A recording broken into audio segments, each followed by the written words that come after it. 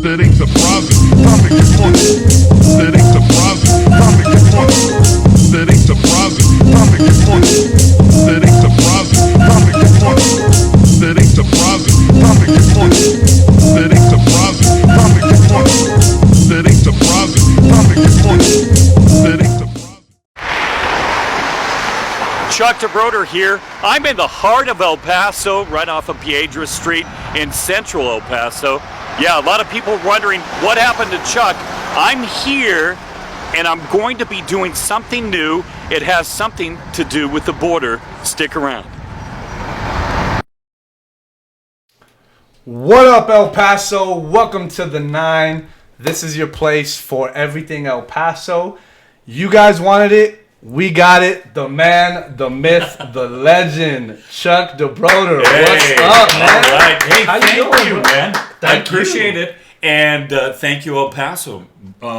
Yeah, what is up on this election Tuesday night? It's Election Tuesday. I voted. Hey, there you go. I look there like you go. every Instagram photo here in the last 2 days. All on my timeline. yeah, all Right on my there. timeline. But that's cool. That's cool. Everybody getting out there, letting their voice be heard. I'm doing it this way, but that's cool.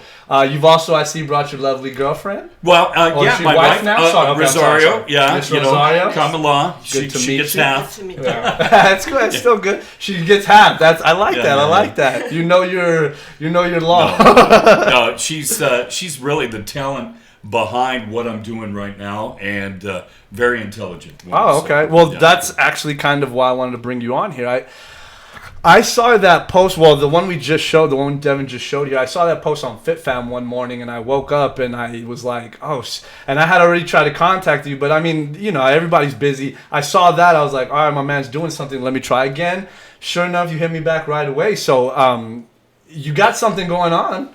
Well, The city wants to know what's next. well, you know what? We have all kinds of things going on All right. and planned. Now, you've seen my weather forecast. Yeah, you do that every day, right? Yeah, and a lot of people have been sharing FitFam. What is there, Chuco FitFam now, Yeah. and some others. the fake FitFam EP. Yeah. And a lot of people, and I want to thank them for sharing Oh, yeah. and getting the word out and growing our Instagram and our Facebook. It grows every day.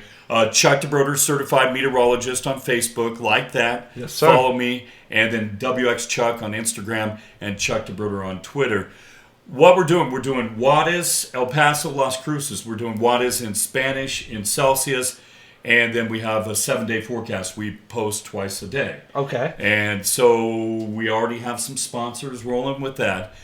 Now I'm planning, and I might need to hire you guys. And in fact, I'm thinking about it right now to produce my little show that's going to be similar. We'd be glad to where have- I'm going to interview some pretty famous and maybe some not so famous or maybe some infamous people like myself on a little. So you're starting your little video podcast too? we're going to awesome. do that. That's in the mix. But my next step, and you guys are hearing about it right here. Breaking news. Breaking news. I'm going to stand and do my little weather thing.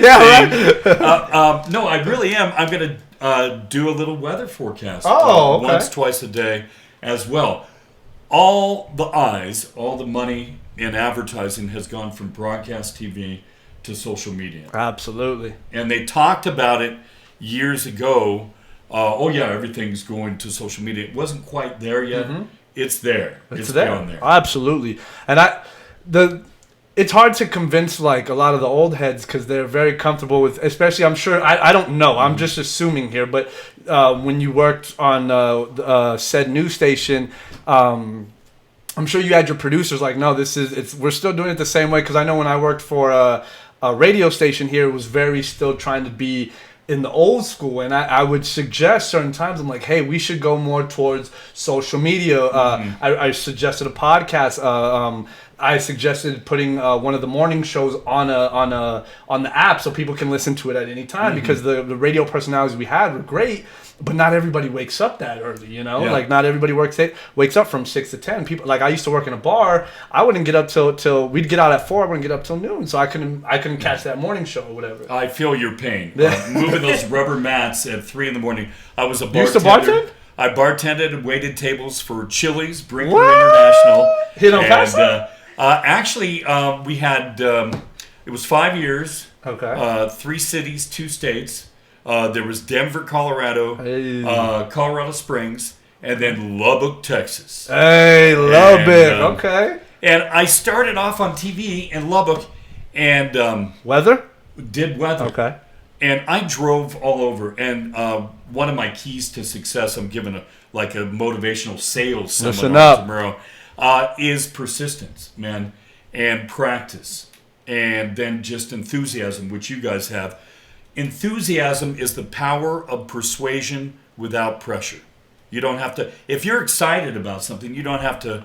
Can you say that again? Enthusiasm, tough for me to say. Enthusiasm is the power of persuasion without pressure. There you go. That's truth right there. There we go. That's truth right there. And then you got to practice it. So my first degree is in broadcasting PR. I did corporate public relations for Adolph Coors Company. Okay. In Golden, Colorado. Oh, yeah, of course. Okay. Yeah. And before I got the PR gig, toughest college job in the world, I worked 5 summers as a tour guide of the world's largest brewery. And you got 8 cases or 2 kegs a month for half price. Nice. There were 8 women tour guides to every guy.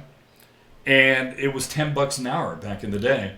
And so that must be atrocious for a college yeah. student. One day you parked the cars. Next day you gave 8 tours in the brewery. And it was the only brewery that if you weren't driving or working heavy equipment, you could have a beer on lunch or beer really? on break. Oh, wow. They had a wellness center where you could have a beer while you worked out. Okay. So there you go. All right, Golden, again, Colorado. So Golden, Colorado, and I'm talking about drinking, which again we'll get on that. We'll get on that a little later. But Adolph Coors was a great job, and I did PR, but I sat in a cubicle, and I started off in radio before that. And when you're in a cubicle in an office, for personalities like us, it just doesn't fit.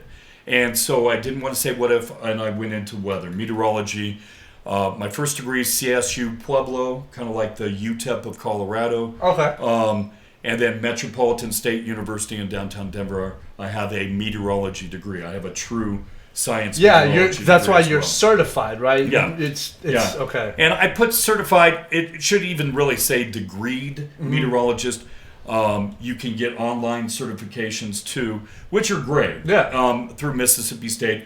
But I wish I could have taken 90% of my exams open book. Because it really does help. But I'm getting all over here with all my subjects. But I loved weather, and I wanted to get into it, and I wanted to be in front of people. So I kind of got into it there. Well, little birdie told me that back in the day, you used to practice with a cousin or something on a microphone with a recorded tape. We went from enthusiasm, and my second key to success is practice. Yeah. And back in the day, all the way back to kindergarten, I had a kindergarten teacher who didn't like because I talked too much in class. Okay. And imagine that. Right, so, imagine a kid talking too much in class. So she put me in a room by myself, gave me a little Fisher-Price microphone, and said, "Chuck, pretend you're on the radio." And I was in kindergarten. I was like, cool. And so she came back over an hour later, and I was still talking. And she knew I was destined for a career and some sort of speaking. She's like, how do I turn this guy off? Then, my cousin and I, super high voices. We still have a couple cassettes back at my mom's house where we pretended we had a radio show. Oh, okay. Way back when. So we were the original podcasters. Damn. On cassette tape. Y'all were podcasting before podcasts. Yeah, exactly. See? His future was already determined. He knew what he wanted. And then persistence, you got to keep doing it. You got to keep asking. So getting to Lubbock, after I got my second degree, they give you a degree and you pay all this money to get that degree. Then you start at the bottom again. And you start knocking on doors. and you get a lot of no's. A lot. So you're going to see that if you're still in school or you're looking for a job, a lot of no's. What I ask the people that say no, I say, hey, what would have made this a yes for me? And I wrote that down, and then that was my little shopping list to cross off. Of what you'd have to do to make yourself better. Yeah. And I went to 23 TV stations total. I blew up an engine in a 1980 Buick Skylark I was driving. The engine was sideways, and it was one of those original 4-cylinders, and it was sideways, and you'd step on the gas, and the whole engine would actually lurch forward. And I was in South Dakota, wind chill of 20 below, Oh, shit. snowing, and all of a sudden, I blow a hose, a radiator hose. So the engine overheats, and then I open the hood, and I know now you don't do when it's overheating. Because when it's overheating, and it's that cold, because then the heads warped and froze in a warped position. Yeah. Engine was toast. And then I'm there, and I see a badger just come out, and in this cold, I'm like, what are you doing? And it growls at me. I'm like, you know what? You fix the car. And I just I got back in the car, and but I just kept going after it. Went to Lubbock. They said you have a fill-in position. Okay. A maybe, but we're going to audition you. Yeah. So a maybe was better than a no. So Absolutely. I packed up. I found a place to live, and I called the news director, and they say, Chuck, where are you? I'm here in Lubbock. Oh, today's my last day. I'm going to be a PR director for the Lubbock Independent School District. Good luck. So I had been working at Chili's. I had been training waiters and bartenders. So I got if you know Lubbock, I got the Chili's right there in front of the South Plains Mall. South Plains Mall. I've seen that one. On Slide. Got a job there. And eventually, the same TV station that gave me a maybe, I auditioned at all the other stations that were there. They hired me at NBC, KCBD in Lubbock, News Channel 11. Okay. And I did weekends and fill-ins, but I still had to pay bills. So They weren't. It was an internship. They weren't paying you. well, no, they paid me $8 an hour back then. That was the minimum wage. Okay. To do weekend weather on the NBC affiliate on TV. So it was only 2 days. Yeah, at 2 college degrees, I'm making $8 an hour. So I'm still at Chili's, and I'm like, hey, how about a top shelf margarita or an IBC root beer? Would you like an onion blossom? And, and they'd be like, Chuck, man, I love your weather. What are you doing here? I'm like, how do you like your fajitas? I gotta pay 2 college degrees. I gotta pay my rent. Shit. And so then finally, I sent a tape to KTSM in El Paso, and we can say it was called the 9. Now they've changed it. I don't even know what they call it now. Yeah, they got rid of the News Channel 9 now.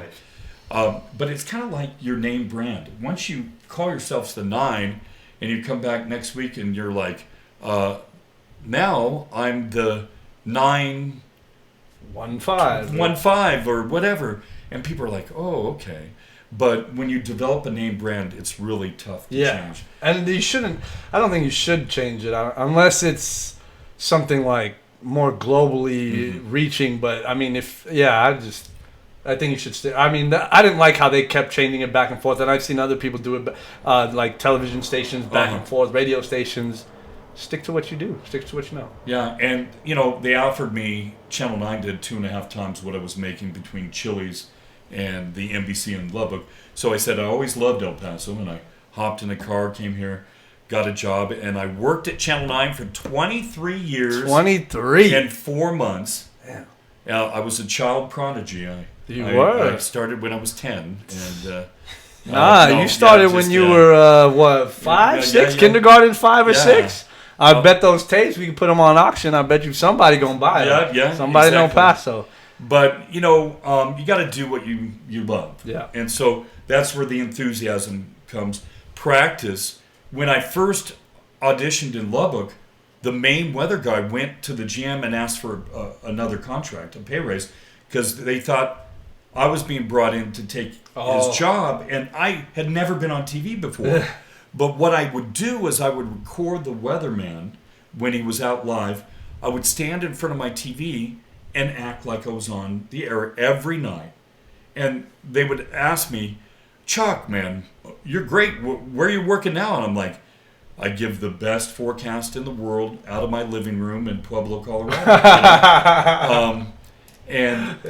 So that's where the practice, and then persistence. Don't let 1 no, 5 no's, 15 or 23 keep you from getting where you want to go. Well, and that's one of the main reasons I did this podcast, man, is because I try to, as much as it is for me, it is for the viewers too. But I mean, I see a lot of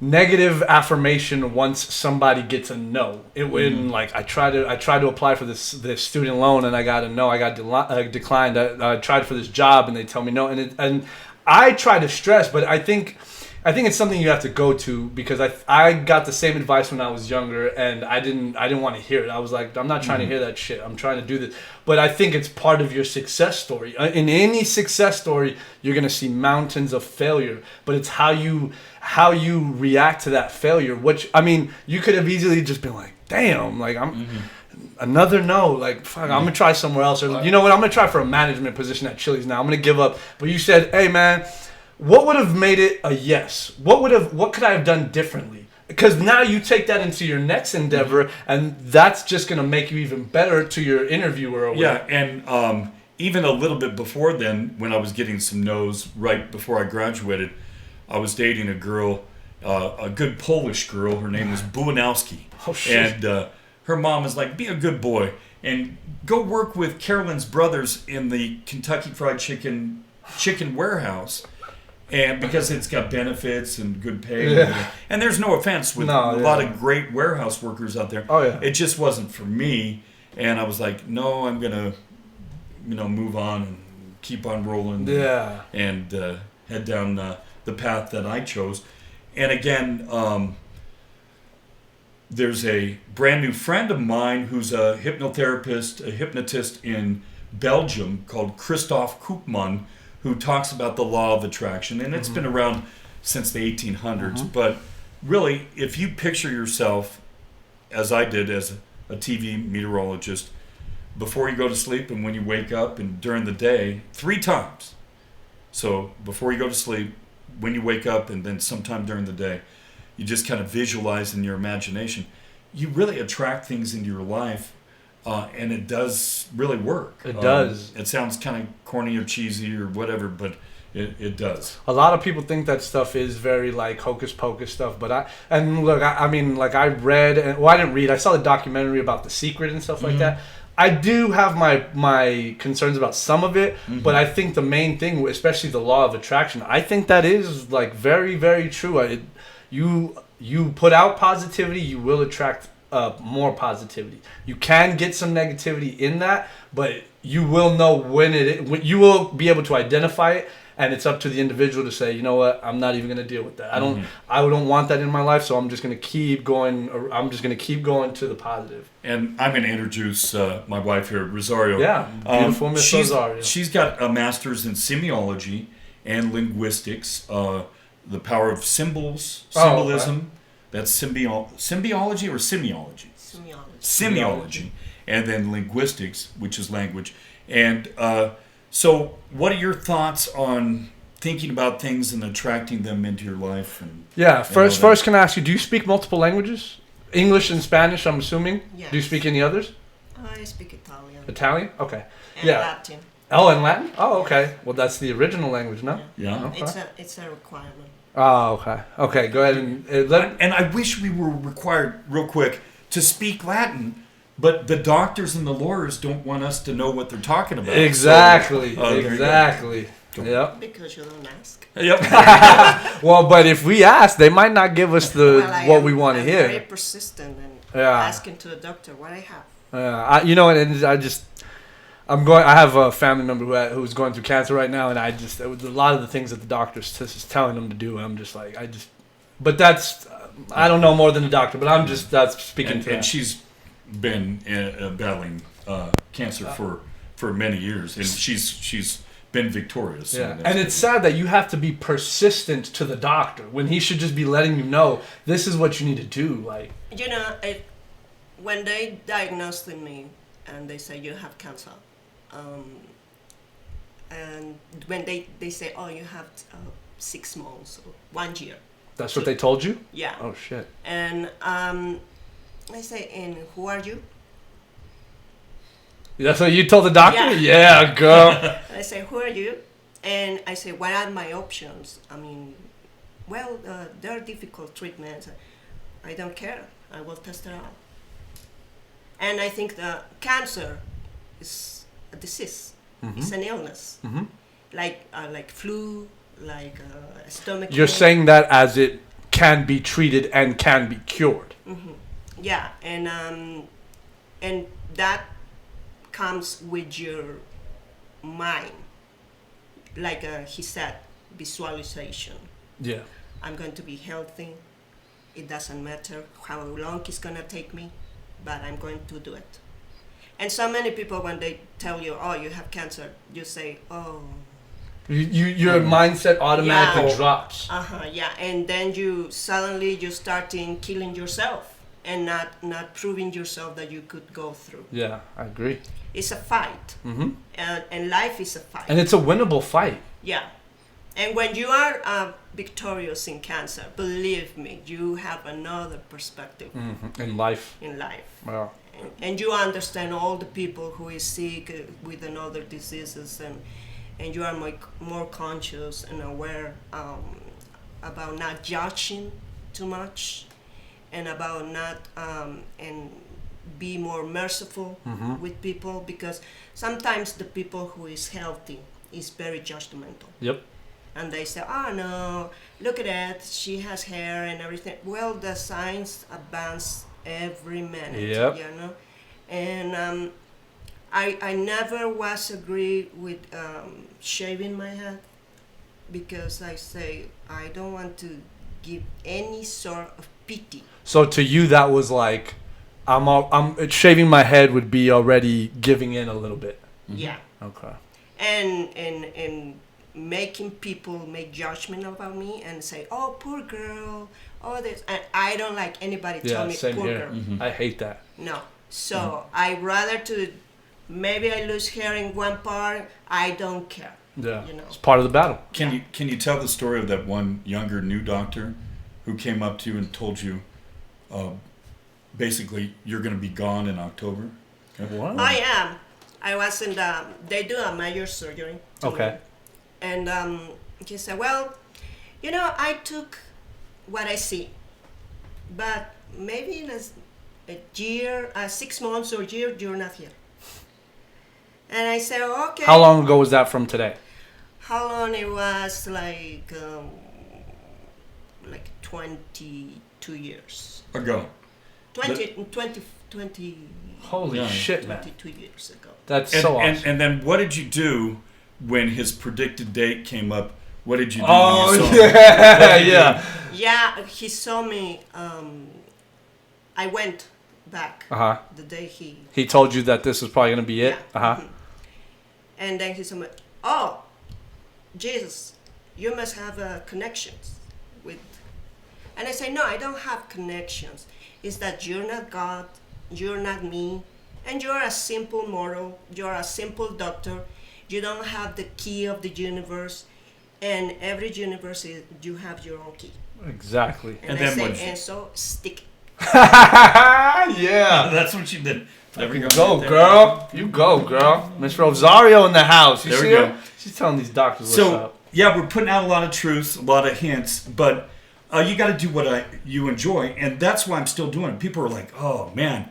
And Steve Kaplowitz, who's great on the radio, Steve goes, hey, Chuck is still putting out his weathercast. Man, somebody give him a sponsor. Well, want to thank Poe Toyota. Also, Drive Auto Collision now just sponsored our shout out our El Paso forecast. Those are the ones that you're that before the podcast. And she's the graphic artist. She made all my weather graphics from scratch. and I think they look as good as a TV station. It This does. month they're blue for Diabetes Awareness Month. okay. And And the veterans. and the veterans. That's Yeah. on the 12th, I believe, right? The Okay. 11th. 11th? Mhm. Okay. Oh, Okay. okay, yeah. They celebrate Veterans. the 12th to give Monday off or something. Yeah. But the 11 for the 11 of the 11. Oh. That's when it happened. Oh, okay. Oh, is that why? Oh, I didn't know that. Yeah. Okay. Okay. Okay. I thought that was just a At the coincidence. 11th hour of the 11th month Of the on- 11th day? the 11th day, Oh, shit. that's when they declare the Veterans Day. Oh, okay. And political day today too.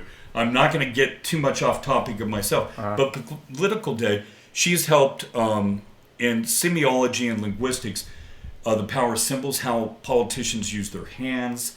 They're the famous Clinton. Yeah. This and how they speak. That plays a part of convincing you of their power. Yeah. Of mind Control in a sense, right? In a way. I've been a hypnotherapist for 14 years. I know about mind control, taking you from beta, the awake state, to alpha, the first level of hypnosis. Politicians and clergy all want to put you into a hypnotic state, because then they can put their message into your subconscious, your fantasy world, and it all of a sudden becomes your message. Yeah. And of course, we're going to talk about subjects you're not supposed to talk about here because it's a podcast: politics, religion. There's no non talk about it. So you talk about anything on this podcast anyway. We can bring up anything. So- and it's funny you said it because you go to church and what do they tell you to do when you're in prayer? They tell you to close your eyes, to shut your eyes, and then they start preaching, telling you certain things, and it hypnosis. And for those of you who think hypnosis is some kind of wandery too, I believe I was reading because I know you were into hypnosis, so I started looking it up. And if I'm not mistaken, the university or scientists have now accepted hypnosis as a legitimate form of healing. Like if I'm not mistaken, they started using hypnosis on people that have like PTSD, eating disorders, even people that have like alcoholism or drug abuse problems, stuff like that. Hypnosis, if not. And what we need to do, all of us, is to get into our subconscious mind, stop the movies of the past, stop tripping over the past, and looking towards the future. Future, yeah. But with religion and, I talked about this on the first podcast I ever was on, Words on Fire. That was cool on Friday. They It were was. great Shout out guys. to the guys, Hey. Words on Fire. I heard the podcast. I've been listening. Y'all got some cool stuff, man. No, they're really Yeah. intelligent, great guys. But I talked about, you go into a church, and first, in hypnosis, they want to stimulate all your senses. So first it's visual, towering, just beautiful stained glass. Yeah. And you go inside, and there's woodwork and artwork, and so your visual sense is stimulated. Then audio, the organ music, the choir music, and then olfactory, the sense of smell. They burn incense in a lot of churches, and that puts you into state. And then communion, the wafer and the wine, that's gustatory. And then they tell you to shake your neighbor's hand, hug your neighbor. That's kinesthetic, and that's the sense of touch. And I had forgot that on the last time I was describing this. But all that takes you from beta to alpha. And they know, now, if they want to do it a little bit quicker, without all the sensory stimulation, where, you've heard the saying, stay away from the Kool-Aid and the cookies.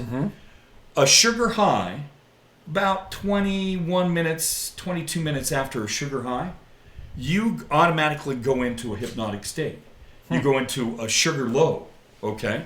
So, all of a sudden, at that time, in a lot of modern day churches, and we're not going to pick on any of them, and even some of the older traditional ones, all of a sudden, at about 22 minutes after a special church function where they give Kool-Aid and cookies and sugary cake and all that, they pass around the offertory plate. And you're more apt to give money because you're in a hypnotic state. Now, in a regular church service, about 22 minutes in, they'll pass the plate around because they know the organ music, the smell, the shaking of your neighbor's hands. So you're saying this that. is all it's all a method. It's put out I don't know the word. And it's all for good because Yeah. they don't want us murdering somebody, Yeah. sleeping with our neighbor's wife and cheating. But they know what they're yeah. doing and how they're doing it. Yeah. Time, place, manner, It's all form. constructed. And at first, the Catholic Church even too said that hypnosis was evil. Yeah, It was a tool of the devil. But it was a tool that they mainly used every Sunday.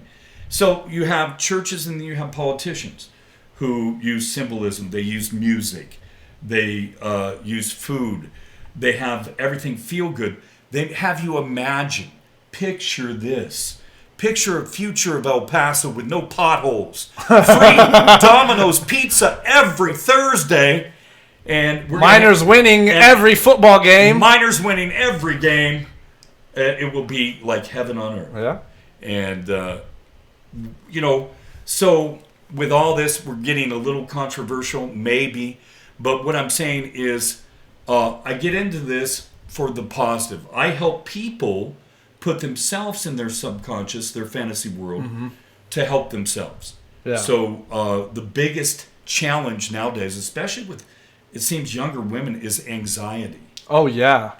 But all of us, even younger men, we take a look at the whole group of problems in the world and we take them on personally. When all we have to do is take a look at our small part of our challenges, and then we just take one at a time and go to that. And our challenges of the past, To go away. there's no time machine.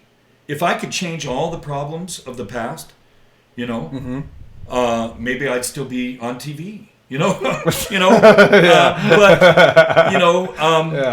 I don't have a time machine. If anybody has one out there, Let us know. please let us know, because want we'd to. love to. We want to see him back on TV. But a lot of people, what people made up, and I love, and some of the trolls online are very creative. My hat's off to you. But really, I was let go for speaking to corporate human resources, according to my general manager, who didn't even have the huevos to fire me in person. After 23 years, I was canned over the phone. Over the phone? Yeah. You're terminated right now for spreading rhetoric about HR. That's what Yeah. That's what I wrote down, because I looked up something that said spreading rhetoric of coworkers was the reason of the firing. So that means, to me anyway, as an outsider, that means that you were going around talking shit about your coworkers. And from what I've seen following you and others following you, it never seemed like that. I never got that I impression. support everybody that I worked with.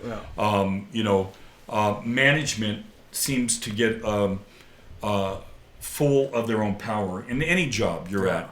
I wrote a paper on negative motivational management, where all the managers do is point out your mistakes. Yep. And when they do that, makes you not want to be at work, makes you not want to work at that place.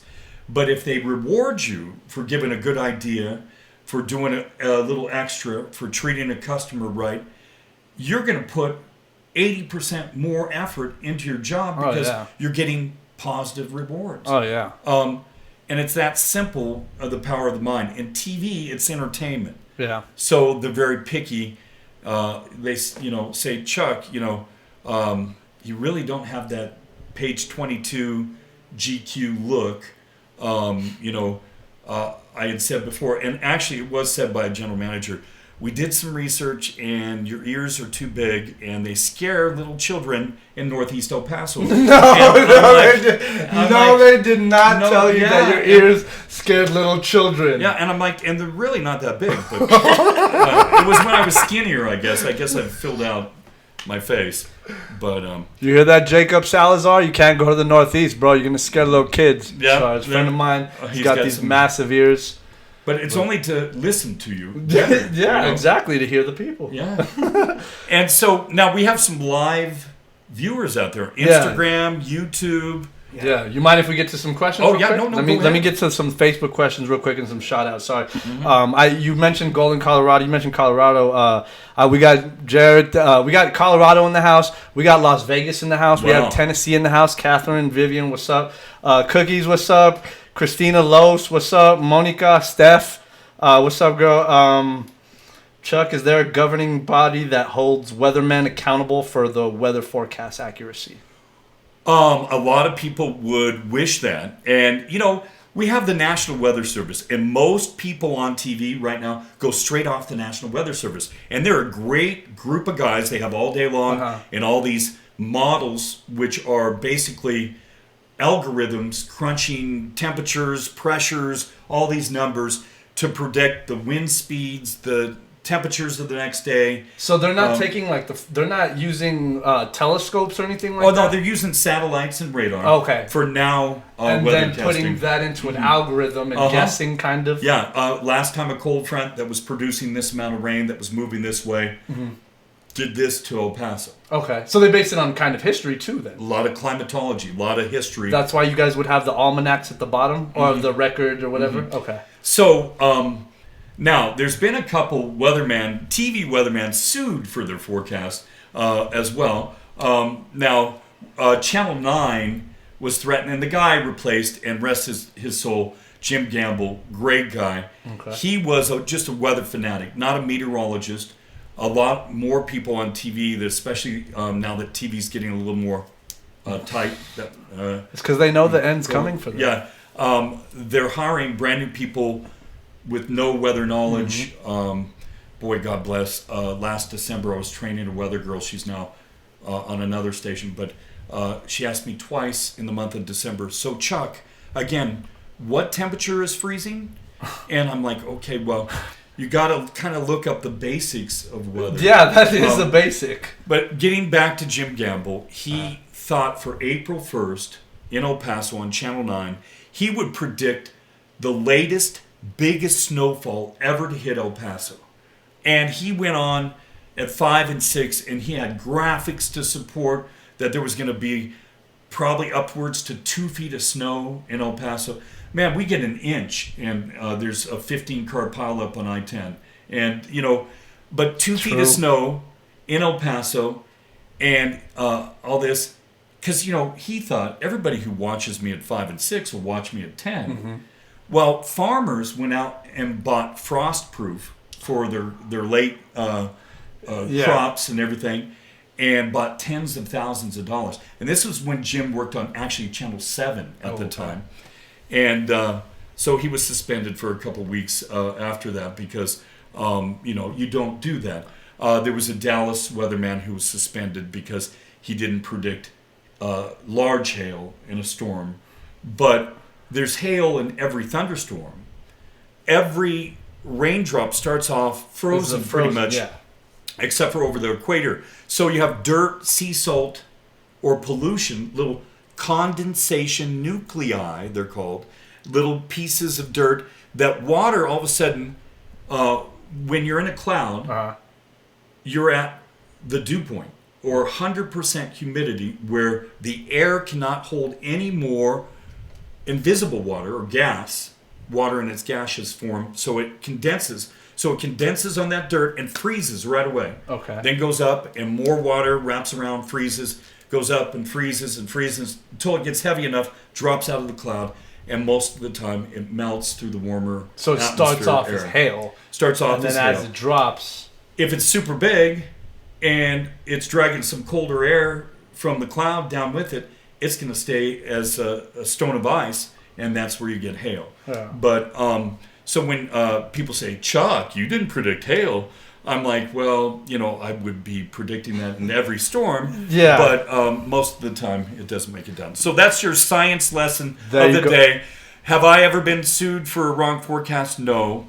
Do I have 5 different disguises in my car? Yes, I do. Just in case. And that's why Just I'm in wearing case. glasses tonight. Because To I was in Costco and Those, I was going to say, those glasses aren't even covering No, anything. no, Everybody no. knows who you Yeah, are. no, they still were like, hey, Chuck. Do they ask you some weird shit, man, when people see you on the streets? Like non-weather related shit. Oh, well, the latest that I got, what was it about? I should do what kind of forecast?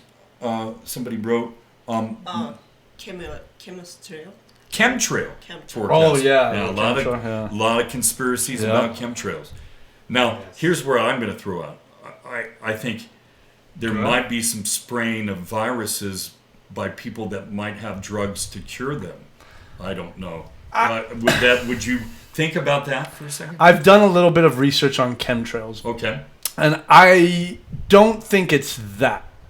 I think if there's anything, it's because it's easier just to poison us in the food we eat, I think, than over the air, because that costs way more money to actually. Well, I mean, these guys are billionaires anyway, so they have the money to get a plane and just go over. But I think it would be easier and less cost effective to just poison us through the food that they're already doing. So that's where but I do think with those chemtrails, I believe, and from the research that I've done, and again, it hasn't been extensive. I haven't looked into it that much, but I think it's more climate control or forecast control, not climate, but forecast. Well, cloud seeding, getting back to the condensation nuclei. If you put more condensation nuclei at the dew point level, and then it has water condensed around it, they're hoping to make just a dormant cloud that might not rain, and that's where the cloud seeding has come into it. Now, that wouldn't be a bad thing though, right? Because let's say if you do that in areas that are suffering massive droughts, then that isn't necessarily a bad thing, because you get them water and then their crops can grow, and And it was and is still some agricultural businesses have paid people for cloud seeding. The scientific evidence is really not overwhelming in supporting how much it does work, because you really do need the amount of moisture to condense on whatever you put at that level of the atmosphere. Now, contrails are made naturally by planes when they stimulate the air and cause it to freeze, and really create their own little super high clouds. And so a lot of people who think they're chemtrails, they're actually just caused by the atmosphere. And that's what I see a lot in the air. You're just like, oh, that's just a single plane. It's like, nah, dude. See, the government, they're trying to poison. They don't need to get us through the air, man. They get us through the water. They get us through the food. They get us through the commercials we watch. There's plenty of ways. Another question. I love this. Just a couple more. LL, what's up, girl? She was our last guest. Lily Lopez or Iris Lopez. Oh, Iris. Yeah. Denver Bronco fan. Yeah. Oh my gosh, we've got Sean Kugler as one of our offensive line coaches, the ex UTEP coach. Okay, yeah, that's awesome. And Steve, David, what's up? Let's see. Again, we have Catherine from Tennessee. Christina. Let's see. April, what's up? April asks. Oh, she says Chuck is cool. And she's not. So April's a homegirl of mine. She's this funny little chick. She does these little TikTok videos on Instagram. She says, "Damn, Chuck is woke as fuck." There you go. Something tells me Rosario has a lot to do with your wokeness. Well, yeah, quite a bit on some things, and that's why, when people say opposites attract in relationships, no. You have to be like someone for them to like you. So you have to find somebody who has the same interest as you, and you're more apt to have a successful relationship. It helps. And that's Chuck as the love doctor. Hey, that's your love lesson of the day. Right there. But April, thank you. I appreciate that. You have one from Instagram? Let's do one from Instagram. Yes. Fat Pat. Fat Pat. I vote for Chuck. Hey, thank you. Yeah. Here we go. Another one says, a lot of waves. Everybody's saying hi. Watching from San Diego. Hey, San Diego. We're getting some. I have one from. It was from when we posted. Old King Cole 21. He says, this is one I liked. He says, "What's your favorite weather-related pickup line?" Oh. Do you have one? All right. Well, yeah. There's some that are, and I guess I don't. When I was on my first podcast, I said, it's so great not to have the FCC to control your. Yeah. But you even quoted Eminem. Yeah. Hey, this FCC man won't let me be. Yeah. I was taught how to flow by a guy by the name of Spoonie Beach. Spoonie Beach? Spoonie Beach out of Oakland, NorCal. Okay. Oh, And back at CSU Pueblo, it was kind of like Last Chance U, which there's a series Oh, okay. about, Yeah. where a lot of the athletes would mistakenly take a gun or two into a nightclub or do some things, and then they would get kicked out of like NCAA level 1 down all the way down to Pueblo, Colorado. Yeah. And we had some great sports teams. But I was the only light bright DJ on my two turntables, my two techniques, which went out of style, and now they're back in style. Yeah, and now have they're been back for a in while. style. And vinyl, but so anyway, I got into old school rap, which I still think is the best. Mumble rap, I do that. Well, my patients do that in hypnotherapy when they're in hypnotic state. They mumble? They kind of mumble, but It reminds me of like being in like when you're speaking tongues. That when I see those like big churches and they're just and then these people are like, I'm just like that reminds me of mumble rap. and actually those people that are speaking tongues are in a hypnotic state, and they're in a state. Yeah, it is. Of So it euphoria. like that and okay. Well, we'll get into the hypnosis sure, thing because sure. I do want to get into. I love talking about Okay, this, good. but again, this isn't about me. It's about the Alright. people. So I gotta ask Chuck. I'm sorry, I gotta do Uh-huh. it. I told you can answer it any way you want, man. Sure. I'm not gonna press it. I'm assuming there's some things you can't say, whether it's because of litigation or whatever. But I mean, feel free to speak on it or whatever. But I have to ask. I got to do my duty as a public or as somebody who's doing this. Everybody wants to know, man, what happened. I mean, we all have our stories. You know, the trolls have theirs. Everybody has rumors. And I guess but- it was September 10th on a Sunday night, first Sunday night football. September 9th. 9th. September 9th. September 9th on a Sunday night. I was one of the first people to catch the flu here in El Paso. It's no fun. I lost 8 pounds, which Really? I was at a plateau and losing weight. Went down below that, and I don't advise catching the flu to lose weight, but it was not fun. I have adverse reactions to sulfa drugs, to codeine, to penicillin. My body reacts weird to drugs, and usually I lose motor control, or I just shit. kind of get a little bit out of it. So I had a bad broadcast, and my main director at home thought maybe I was having a stroke. was that bad? I was just losing train of thought and everything. And of course, back in the day, Chuck got a party rep from the old school Cincinnati. Now Cincinnati's coming back. Yeah. That's the party street here in El Yep, Paso yeah, by it is. UTEP. Yep. And I used to hang out there a few nights a week. Seen you there a couple Yeah, times. And but for the most part, I would not get stumbling drunk. I was out there to socialize because I Yeah. love people, love watching people. But anyway, because of me being a normal person, being seen out in bars, people were like, "Oh, Chuck was drunk," And so the next day, my bosses said nothing about it. I got text about not doing enough social media posts by my news director, and then the following day after that, they suspended me for my bad broadcast.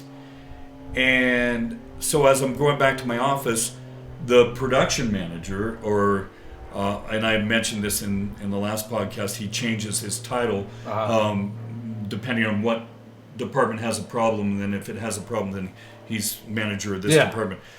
He told me to gather all my stuff. Well, when you're suspended, you don't gather all your stuff. Yeah. You're going to be coming back, and I thought, red flag.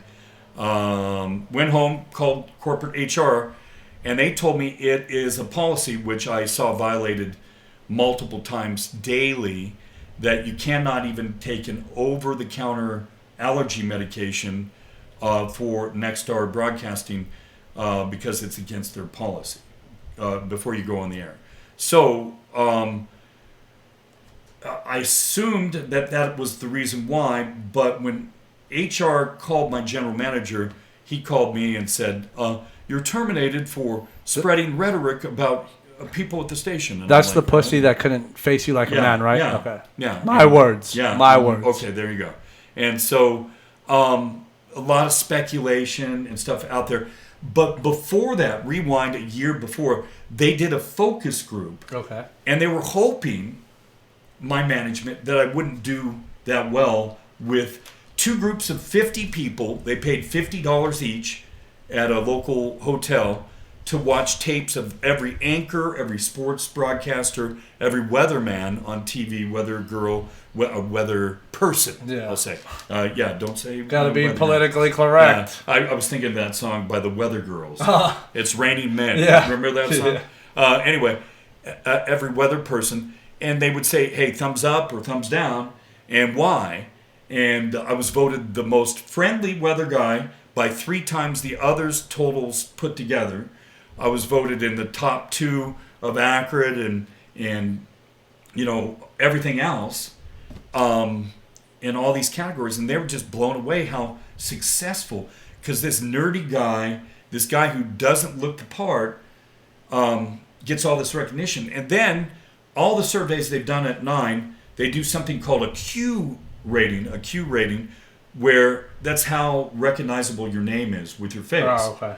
And they show a picture with no name. Who's that?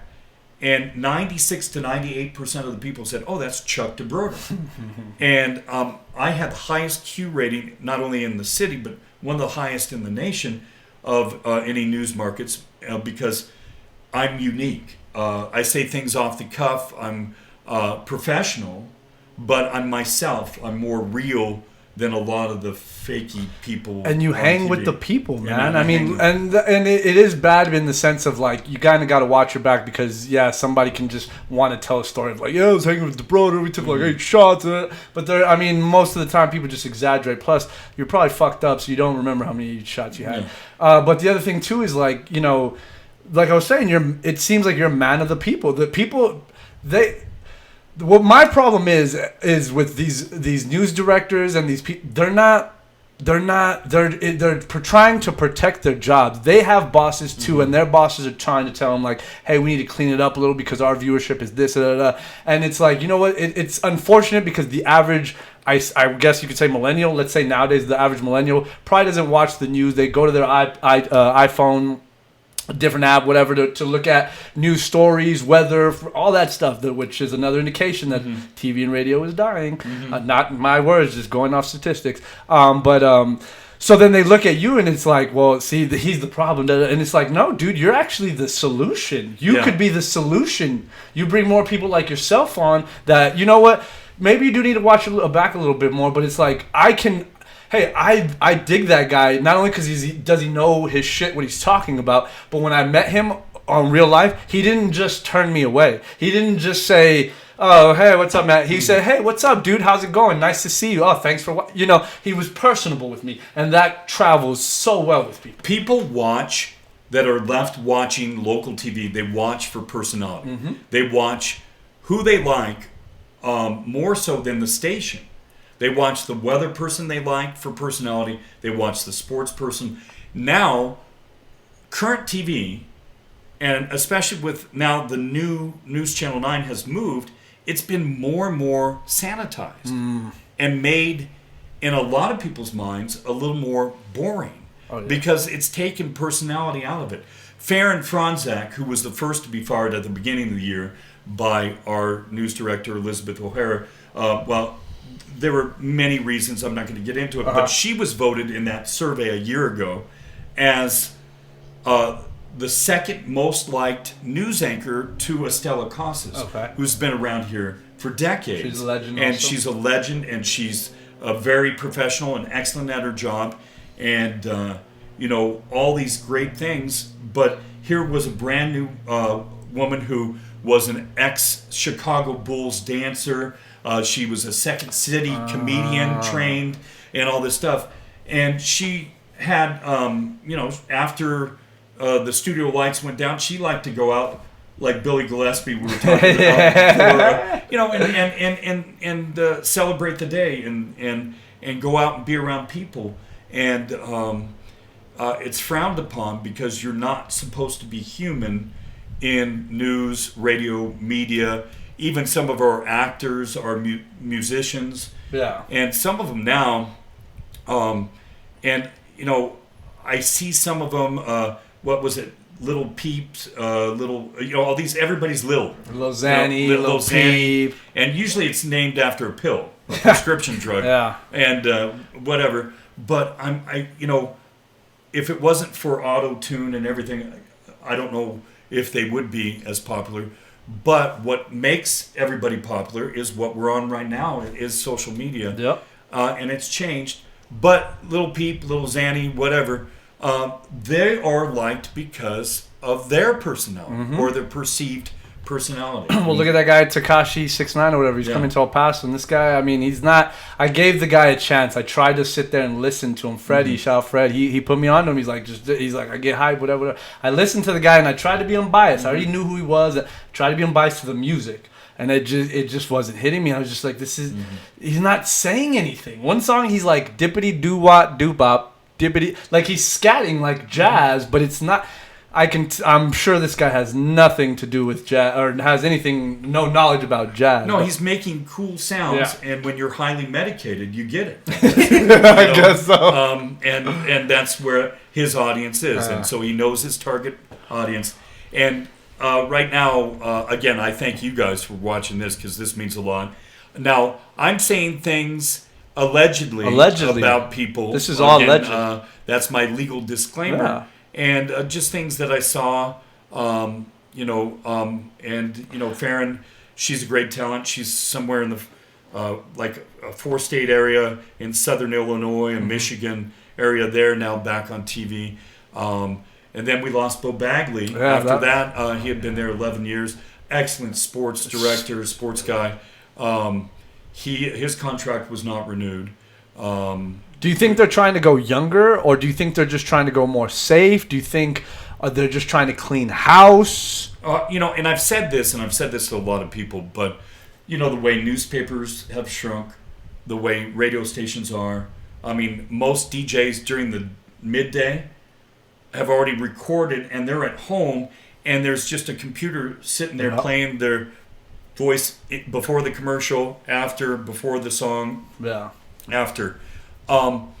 TV in about 5 to 10 years, the lower markets will go first and then it'll creep up into the bigger, will be about 10 people, that includes the sales staff, in a strip mall in between a Jenny Craig and a Subway. And it's going to be, Channel 7, Channel 9, right there. And all because of technology and because of the ad revenue leaving local TV, national TV, and going to digital. Yep. There's one advertiser who used to spend $1.5 million a year on Channel 9, and now this advertiser told me they spend $420,000. That's 600,000 that they. Yeah, over actually. That's 1.1 million. Okay, I'm sorry. Yeah. That's hitting their pocketbook. And that's all 1.1 million is going to social media. And try to understand, people. Like, I'm not bashing these people because this is part of the business, but that's what it is. It's a business. So when you lose 1 point something in revenue, please believe you're gonna have to start making cuts. And you lose revenue like that. You talk to any business owner, you don't just lose revenue like that out of nowhere. It's because that advertiser realizes something. Somebody's telling that advertiser, yo, this is actually where we should be spending that money. Here's where the eyes are that are buying your product, and they're not here, they're here. And that's what I love about Instagram, because it's instant.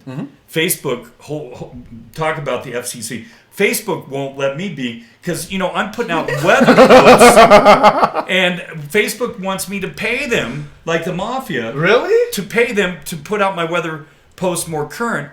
So, if you guys get a 7-day for 3 days ago, that's Facebook slowly putting out my post, when I'm going to be putting out a Facebook post here of a 7-day after the podcast, the second one of the day.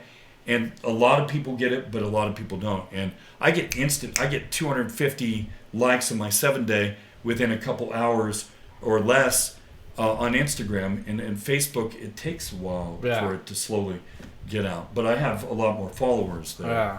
Well, did you see, I mean, dude, when we put that picture of you for our Instagram, man, immediately people were just liking, following. And I was just like, man, That's just what you bring, and that power yourself that you have, it is a power. It's. I love that you're trying to use it for good. And okay, we're gonna get into that in the next thing. Let me just go. Let's go to the comments real quick because we got some more people. But we're about stay tuned because we're about to get real deep right now. This is where I'm here. This is where I come. Let's see, Devin, you got any? Ashley, happy belated birthday, girl. Happy birthday. Dario, what's up? Delicious one. Oh, big Dario. Yeah, that's my dude. I know Dario, yeah. I love that guy, man. And Johnny Cage. I saw Dario at a bikini contest. Oh, was he judging or was he a participant? Well, yeah. Thankfully, both myself and Dario were not in the contest. Okay, because I know Dario. I used to see him shake that ass back in the day. He can dance. Yeah, he can. That big boy can move. He's cool, man. I love Dario. Let's see what else we got. Devin, you got anything on Instagram? We got a good one on Facebook. Tell me. It's up to you if you want to ask it. I can't see it on mine. Mine's kind of taking. Okay, I'll let you see it first. Is it intense? Is it from Adrian? Yep.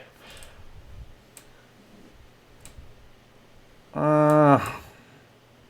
wanna? I'll let you do that, dude. I don't know if you'd feel comfortable answering that, and I kind of don't feel comfortable asking because that's kind of shitty. Yeah. You want me to ask it, or do you want me to? Well, basically,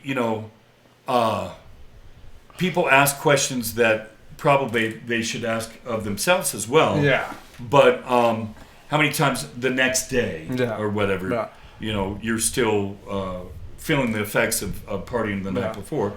I think we've all been there, more so when you're younger. But sometimes, especially as a man, we're always 23 mentally. Yeah. And we don't mature above that. And you can ask all women out there. Guys, women, we're not really going to mature much more than 23 until maybe we're 70. Wow. Yeah, I think, we all want to stay young and do all that stuff. I like live music. In fact, I love live music. Yeah. And I grew up in Denver, Colorado, where you could go to this spot or this spot and see some international band that had hits, and stuff, or you could see an up-and-coming band, and you're like, where do I go? And here, there's a lot of good venues. I go to Monarch, I go to Boomtown, which I still love the name. It's now called Neon Rose. Yeah. And they had live, and they still do have some live local bands and touring bands, and I love seeing that. So people would see me out there and like, Chuck, dude. And like when they used to see me out in Cincinnati and say, hey, Chuck, I always see you out. And I'm like, okay, first, hold up. What does that say about you? If you always see me out, then you're always out. Don't be hating the hater. Whatever. So Adrian, to answer your question, I think the answer is probably the second part of it is probably yes, but I'm sure because of for me it is yes. For me, it's a definite yes. I don't think Chuck can really answer it again because he's going through some stuff right now that there's a lot of stuff that can't be said currently. The way the law. I've said a lot. Yeah. But I just kind of said from my side. We're not trying to get anybody in trouble. There's always two sides to every story. Yeah. And have I been a saint? No. Yeah. In my life. And everybody thinks they know you. And then everybody has partied with me, even though they might have just been across the room and waved at me. And that's partying. Partying with Chuck DeBroder. That's true. There we go. But you know what? That's what I considered partying with Chuck, and I don't think I know the guy. And from today is the first time I met you, but I just was like, yeah, I saw Chuck out last night. That was dope. Like that's what I think is awesome, man. Is like you didn't try to hide who you were, or even try to create have this persona on the outside, and then when you're on air, this different persona. You were you, and I think that genuineness is what traveled, is what carried, is what people appreciate about you. Yeah, I never turned down anybody. Now, I used to give all my scientific explanations for the weather and everything. People just want you to acknowledge them and say, hey, it's going to be in the upper 70s again tomorrow. 78, the high tomorrow, a little breezy. And then a cold front. We're going to 59 now, my predicted high for tomorrow? Friday. Oh, for Friday? And a low overnight Friday night into Saturday. maybe 39, 40 on Oh, Saturday shit, morning. man. So Get Chuck, y'all's let me ask you a jokes. question. How do you do a 7-day forecast versus the next day forecast? I mean, is it possible to do the whole? it's gotten better. Used to be after 3 days, you were kind of like, you know, Guessing. Yeah, it goes more towards climatology. The average it's been for the last 30 Oh, okay. years. The average high for today is 70. So if I would have went 70 today, well, it was 78, I was 8 degrees off. So if you go pure averages, a lot of times you're going to be off. Yeah. The low this morning was 62. The average low is 44 for today. So, you know, you can't go all averages. But Yeah. as you go farther towards the 7-day, or as my old station did, 9-day forecast, the 9. Yeah. But this is the better 9. Right? Yeah, that's right. You know, in fact, you can. I'll jump you in my gang, the West Side 9. Yeah, Chad, West Side 9 with the There we Chuck go. D. Yeah. Hey man, so I wanted to bring something up because I had this viewer. I met this guy. He works for Google. Apparently, he's in the history books for. He was able to see. He'll explain it to me later. I know he's gonna bitch me out for explaining it wrong, but I think from what he was telling me, the thing I got was he was able to see through his telescope aurora borealis here in El Paso through his telescope, but because of something, a sun flare reflected. Like, he told me I met the guy on the street, but he's starting this idea. I think he's petitioning the city and trying to get funds. And I'm not trying to get you to but I just thought it was a good idea, or I thought a cool idea. I don't know. I wanted to see what you thought about it. And what his idea was a telescope cafe. So basically putting like a cafe where, I don't know if they serve alcohol, coffee, tea, maybe some like little desserts. And he would have about like 4 or 5 different telescopes put around the cafe. And I would assume it would have to be in maybe somewhere in the mountains area where there's not too much light. Away from the light Yeah, pollution. but I just was like, holy it's shit, Chris, that's awesome. Chris Grahusko. Yeah, yeah. yeah. There we go. Okay, yeah. I Sorry, know Chris. him. I didn't. You do know? Hey, yeah. Okay. Hey, Chris. Yeah, he that's got good. mad at us the other day. He was No, bitching us That's the out. Telescope Cafe. Yeah. And you know, yeah, Chris has been loving astronomy and loving the planets and the stars for many years, and he's probably got his telescope out there by Cinemark pointed at the sky here somewhere. And Chris, big shout out. I really, if I can help, I told him publicize and get some donations. I think he has a GoFundMe. Yeah, for he does. You know, and you want to see that? I think it'd be an excellent attraction. And I think it'd be cool date Something place, different. too. Yeah, something different, right? Hey, honey, want to go stare at the stars? Let's go to the moon, then baby. She'd slap you in. No, really. I'm going to the cafe. No, the no, telescope. we could do that afterwards, We'll do but let's that just go look at the stars Yeah. first. No, but that's awesome, man. No, I wanted, because I thought it was an excellent idea, and I know he's trying to get funds and stuff, but you know it's hard. But at least we get the idea out there now, so people go follow him. He has some really interesting pics on his thing too. Okay, so now what's next, man? What's next? You told me the podcast. Yeah, I heard something about DeBroder on the border. Yeah, DeBroder on the border, and that's the kind of video podcast like you're Oh, doing okay, right that's here. what that- okay. And again, well, I pay union wages, All right. so All right. guys, we might hire you and your equipment. You can here, pay me like- minimum if and- you give me health care, yeah. bro. I'll just take the health And, care. I have an excellent photographer, Chris Kolnick, and I've got a couple spots where we may do it, but I've got some connections through makeup artists and stuff to local shoots of TV shows, movies.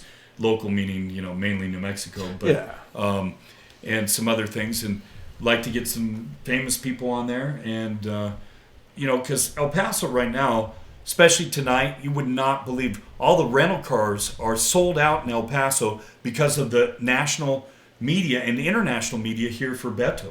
Oh, really? Oh, Or Chihuahua Studio. yeah, that's Yeah, right. yeah, he Elia rented Esparza's the actually watch party. singing. Yeah. yeah, Elia is there, and I saw that. But I got a call the other night, and I had to crack up. She goes, you know, you all are going to vote on Tuesday, right? And I go, yeah. And so, are you familiar with the Democratic? I go, yeah. Beto, I've known him for pretty much the whole 23 years I've been here. Uh-huh. I've known Beto for about. And she goes, so you know Beto O'Rourke, and you know, it's really interesting how his nickname is pronounced or announced. And it is Robert, and I know all these haters out there. But, he's in El Paso. Just like, I'm in Juarez. I've been here 23 years. I'm honorary Mexa. I eat toreados. I eat enchiladas. I love Mexican food. Picoso dishes, and Latina fuertes. Yeah, you even asked me how I liked my fajitas. Oh yeah, fajitas. Yeah. But anyway, my Spanglish is not quite where it should be. I speak German and English. I'll throw on a few German words in with my Spanish, or Spanish words now in with my German. But I grew up in Little Chihuahua, Little Juarez in Denver off of Federal Street, which now has been totally gentrified. And the average price of a home, a fixer-upper in Denver is $500,000, $500,000. You know why? Yeah, marijuanification right there is what I call it. And the traffic's like SoCal in a lot of spots, but it's still beautiful Colorado. The water's still the best in the world. But anyway, I grew up in Little Chihuahua, Little Juarez. I was only pinche güero allowed in a bar called the Bull Ring. And my friend Ron Vigil, he had an aunt, I believe, there working there, and walk in, and it would be like a movie. The music would stop, and they'd all look in.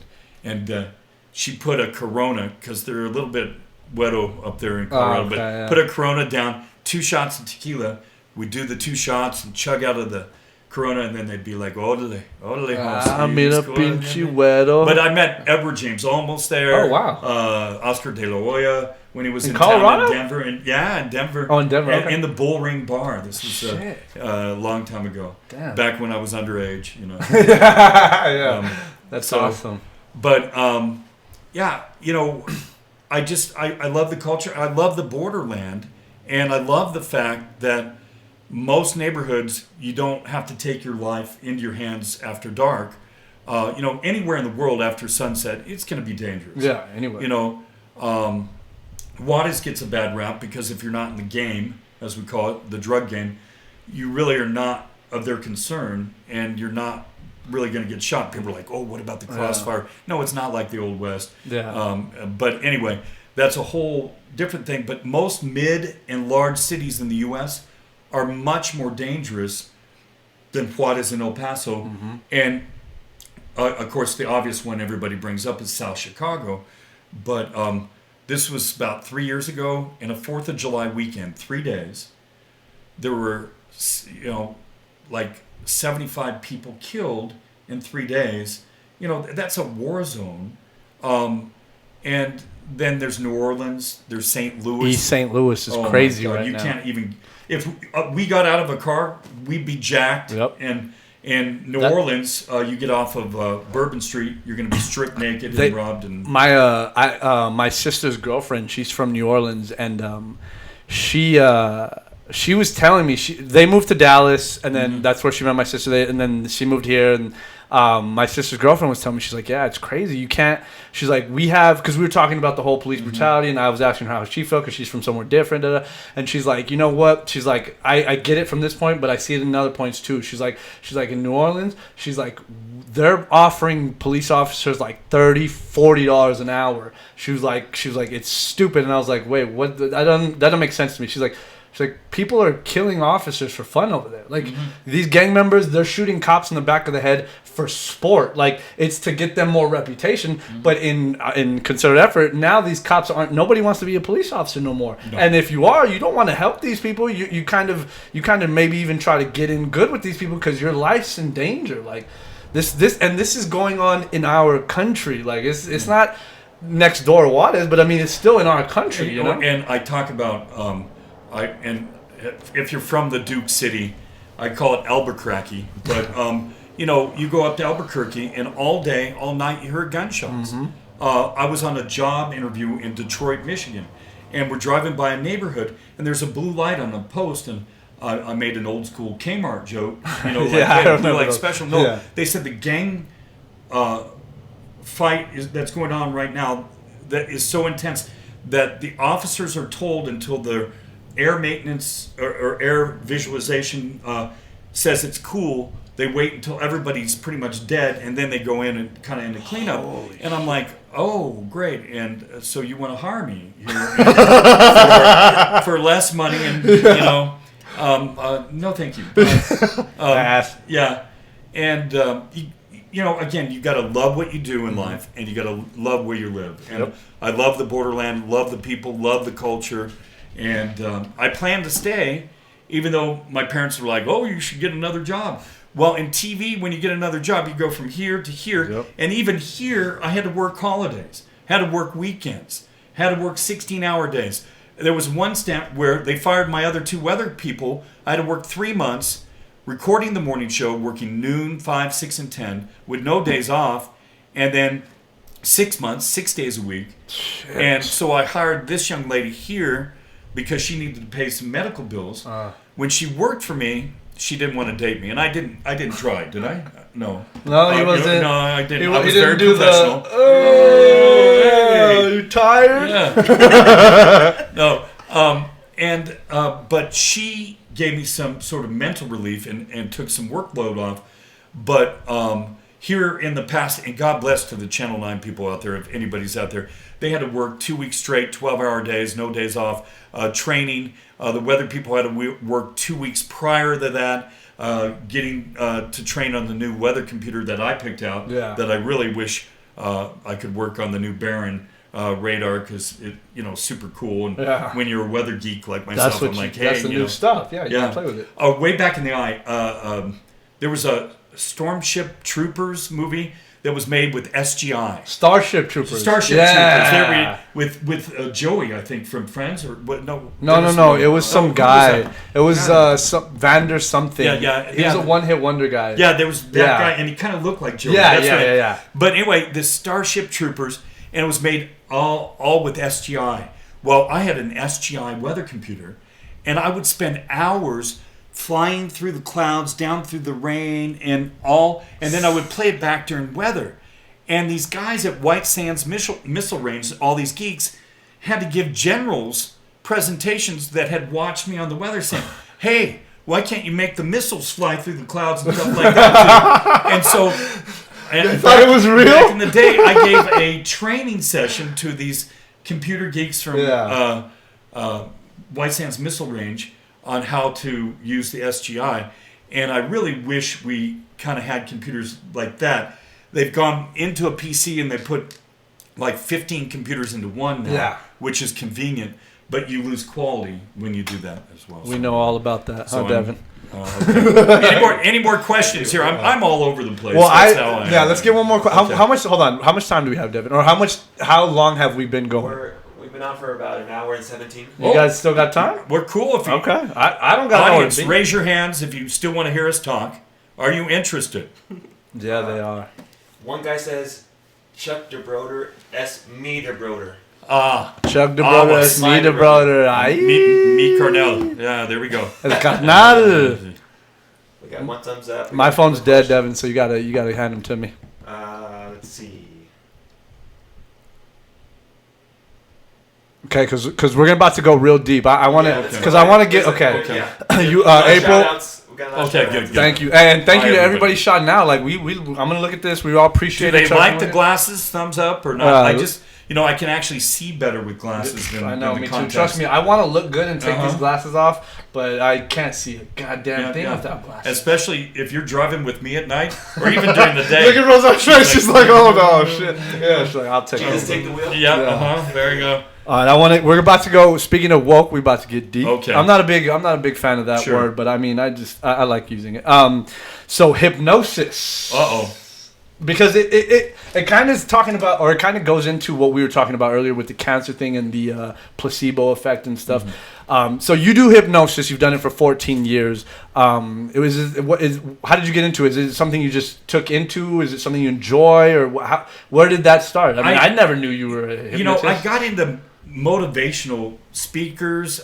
There was a cassette tape of this John Shaw, and he just was a motivational speaker with no college education, but he was going around the country getting paid, making more money, doing what he loved, getting free hotel rooms. I thought that would be kind of cool. Yeah. And I think that is what I'm going to be doing. I'm giving a speech tomorrow on how to up the sales at a local gym franchise nice. here to get more members into a Yeah. gym. And I'm using hypnotic words and everything. Now, everybody's in control with hypnosis, but I thought, this is kind of cool. And I loved watching magicians, but I loved mentalism even more. David Blaine, Chris Angel is a mentalist. Darren Brown in England, you got to look up his stuff and his shows, just amazing. Yeah. There's one that he converts atheists into believers and shows how your mind is manipulated and how you can use your subconscious too. Now, there's some naysayers about hypnosis when it comes into regression, that the hypnotist may inadvertently put in an idea that all of a sudden becomes realities in somebody's past, and they don't mean to do that. But really, your therapy and any therapy, psychology, a psychiatrist, any therapy is really done with yourself. Now, and by yourself, and they know that. And whether it's a pill, the bottle, newfound religion and God, whatever works, people use that to then cure themselves. I'm all for it.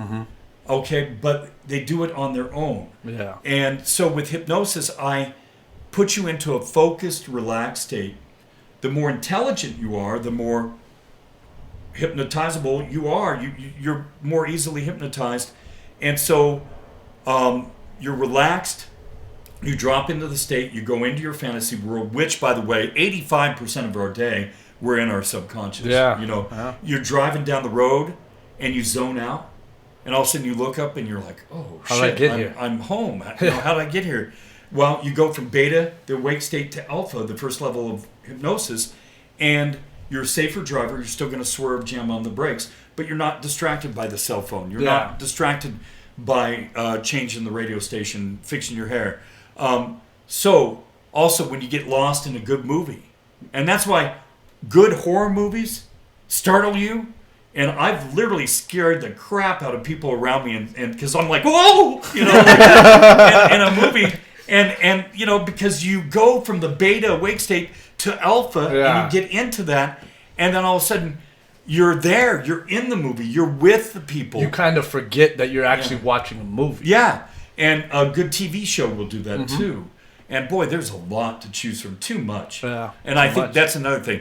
You need sleep, and in hypnosis, we say sleep as the active word because below the alpha state is theta and delta. Yeah. And those are the states that you want to get into to sleep and get the reparative sleep on the REM cycle, when you REM actually hit your REM. And a lot of my hypnotherapy clients you'll see the eye Flutter. movement underneath the eyelids, and they're going into that state.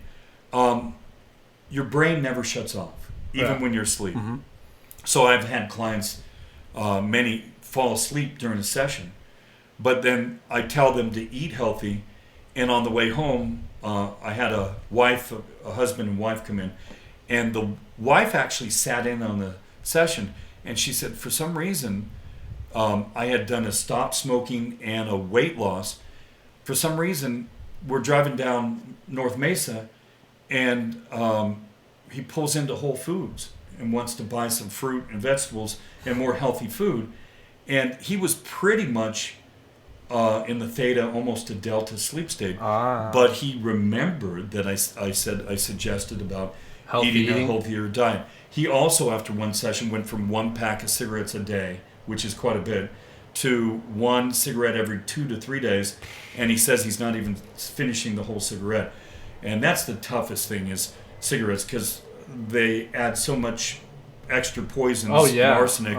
It's really tough. It's the original meth to get people to break. They say it is as addictive as a heroin addiction. But, again, it's only as addictive as what our subconscious thinks it is. And it's our conscious mind that keeps us smoking. So what hypnosis is, we kind of raise the subconscious door, like a garage door, the little bodyguard of our mind that says he's got to keep smoking, he's got to keep eating ice cream before he goes to bed, and a box of Dunkin' Donuts when he wakes up. And we raise that up and we talk to the subconscious and say, hey, this really isn't a healthy way to. And it seems like that's what that blockade to me. What you're saying, sorry. It seems like that's what is maybe a blockade to. I don't know if you guys believe in the theory of you having the third eye, or what some believe it's just your frontal lobe, the cortex of your brain, which I'm a very big believer in. But so I'm a very big proponent of yoga and meditation. I try to get 2 or 3 sessions in a week because I think it's for somebody who's busy. I'm very busy, and I think sometimes I just need to. So when I put my yoga on, I do this yoga video on YouTube that's from this chick. But then I put my phone in the other room. I make sure all the lights are off. I even kind of keep it a little hot in my house to kind of I just want to be one with myself. But I don't sleep. But I'm doing the yoga movements, and at the same time I have my meditation going. So I kind of see that as a hypnosis of myself. It is. And I'm not trying to. When I do it, I'm not trying to tell myself like you're gonna be great, you're gonna do the best. I don't do that. I'm like, hey, remember, take every day one step at a time, relax, everything's gonna be all right. Some things are gonna go bad, just focus on what's good, take care of yourself, make sure you're eating right, make sure that's what helps me. Everybody's different, but that's what helps me. But do you guys partake in that, or would you recommend that as a form of self-meditation? Miss Rosario, do you think something like that would help? Or should helps people? Yeah, they have to put in their mind, nothing is bad in this world. Yeah. For every bad situation, there's many good things if you pay attention. Yeah. And because many people say, oh, it happened, I have a bad day.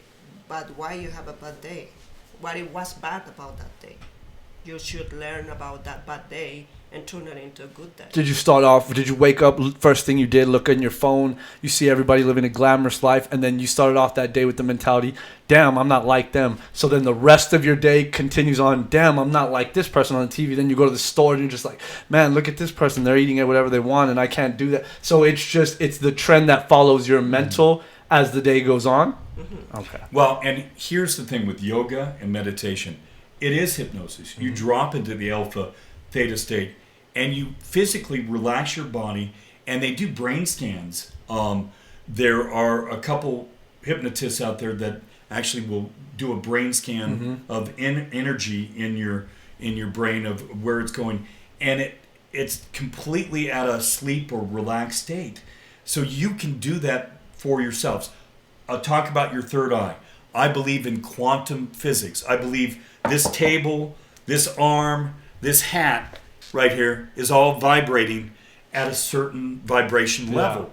Now, if I want to match a client, I match their level. Now, I match their positive level. I don't match their anxiety level, their phobia level, their, I want a cigarette level. Yeah. But I match their level to get on their level of vibration. Guys don't learn this. Women always are very smooth with their vibrations, right? Guys, when we're first going through puberty, just after, our vibrations are like this all over. And the woman goes, hey, that guy's, he's pretty cute. I like him, whatever. And she gets up and her roll is like this. His is all over the place. And she's like, I don't know, something's off about him. Yeah. Okay? Women have great radar. Number one, because their bodies are designed to have and make new human life. And moms, you know this, you have eyes in the back of your head. You know what your kids are doing before they even do it, right? So Mama knows, child. Mama knows. When it comes to dating and saying slow your roll, really it applies to dudes, because guys, you need to match the woman's roll, their vibrations, in order for you to connect. Yeah. And for her to stop and spend some time getting to know you. So again, more love advice there, but quantum physics is we all send off vibrations. Yeah. Dogs can sense whether you're a good guy or a bad guy. Sending off nervous vibrations to dogs that are trained to protect they think of that as the same as aggressive vibrations. Yeah. You send off vibrations to people. A lot of women too. Label a guy as a creep when he's just nervous. Yeah. So it's okay. It might be a women. creep, I'm a creep all the time. Yeah. Especially because you're, there he is in the backyard again. So with hypnosis, with life, you've got to slow down your vibrations. Again, the past is the past. It really, all of us have had some tragic things happen, some more so than others. But look at some people that come out of a war zone and lose their arms or legs and still manage to have a positive attitude and adapt in life. Yeah. And that's what we have to do, whether it's losing a loved one and whether or not in a relationship or a loss of life, whether it is losing a job. Yeah. Imagine that. Or whatever. It's how you take it. Now, and I want to play devil's advocate here because that's what I like to do. Rosario, please feel free to speak on this too. Now, I heard you say that you should leave the past in the past, and I agree with that to an extent. But I have seen certain people. I have a relative in particular who she was going through a very bad. She started on. I think she was just smoking cigarettes. She had a really good job.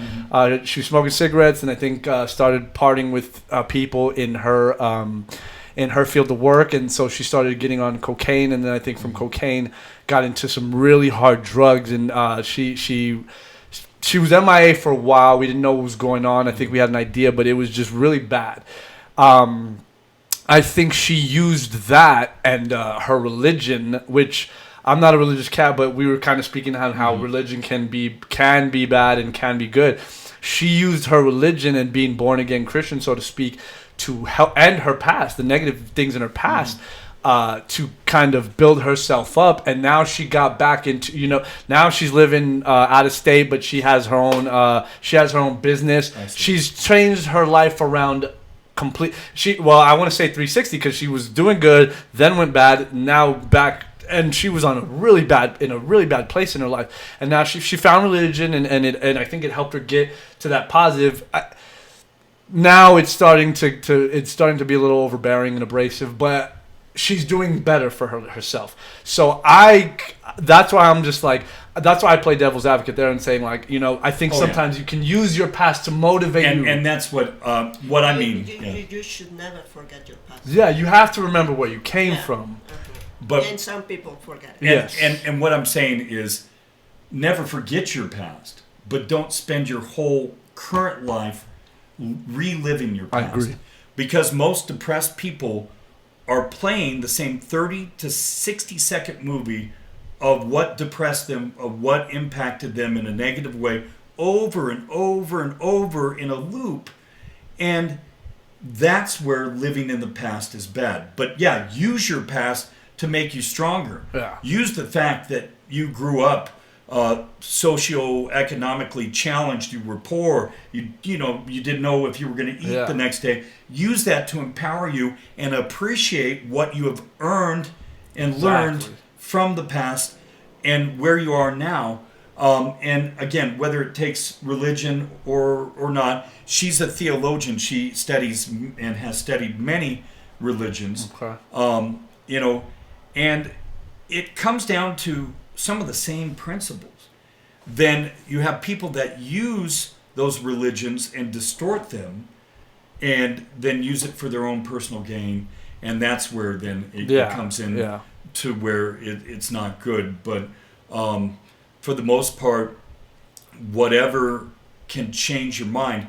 Now, the drug companies will say this pill not only clears your psoriasis, but makes you happier and can make you have a better sex life, all with one pill. Yeah. But again, that's all just telling your subconscious that. And if they say it enough, you believe it. And if you believe it, boy, your skin is going to clear up. And, we have all the chemicals we need in our body. And our body, through our brain, can develop those chemicals. Yeah. There's been brain injured people that doctors said they'll never do this again, and their brain in another area of the brain relearns what that damaged part of the brain lost, and they're walking again, they're talking again, they're doing things that doctors thought wouldn't happen. I have a friend of mine. Her name's Suhei. She her son. She had 2 children. She has 4. 2 of them. They were what's it called? Cleft lip. Doctor told her when she had her youngest son, he's not gonna have. He's not gonna be able to speak. He's not gonna be able to speak. It's gonna grow. We're gonna do this necessary procedure for his lip to grow, but he is gonna have a speech impediment his whole life. She's like, fuck that. My son's gonna speak. Fuck that. So she said she started looking up shit on the internet, and just she was looking at anything. But she was like, I'm not gonna let this doctor tell me what to do. And sure enough, she said she found some developmental studies that were just saying like, just talk to your son like.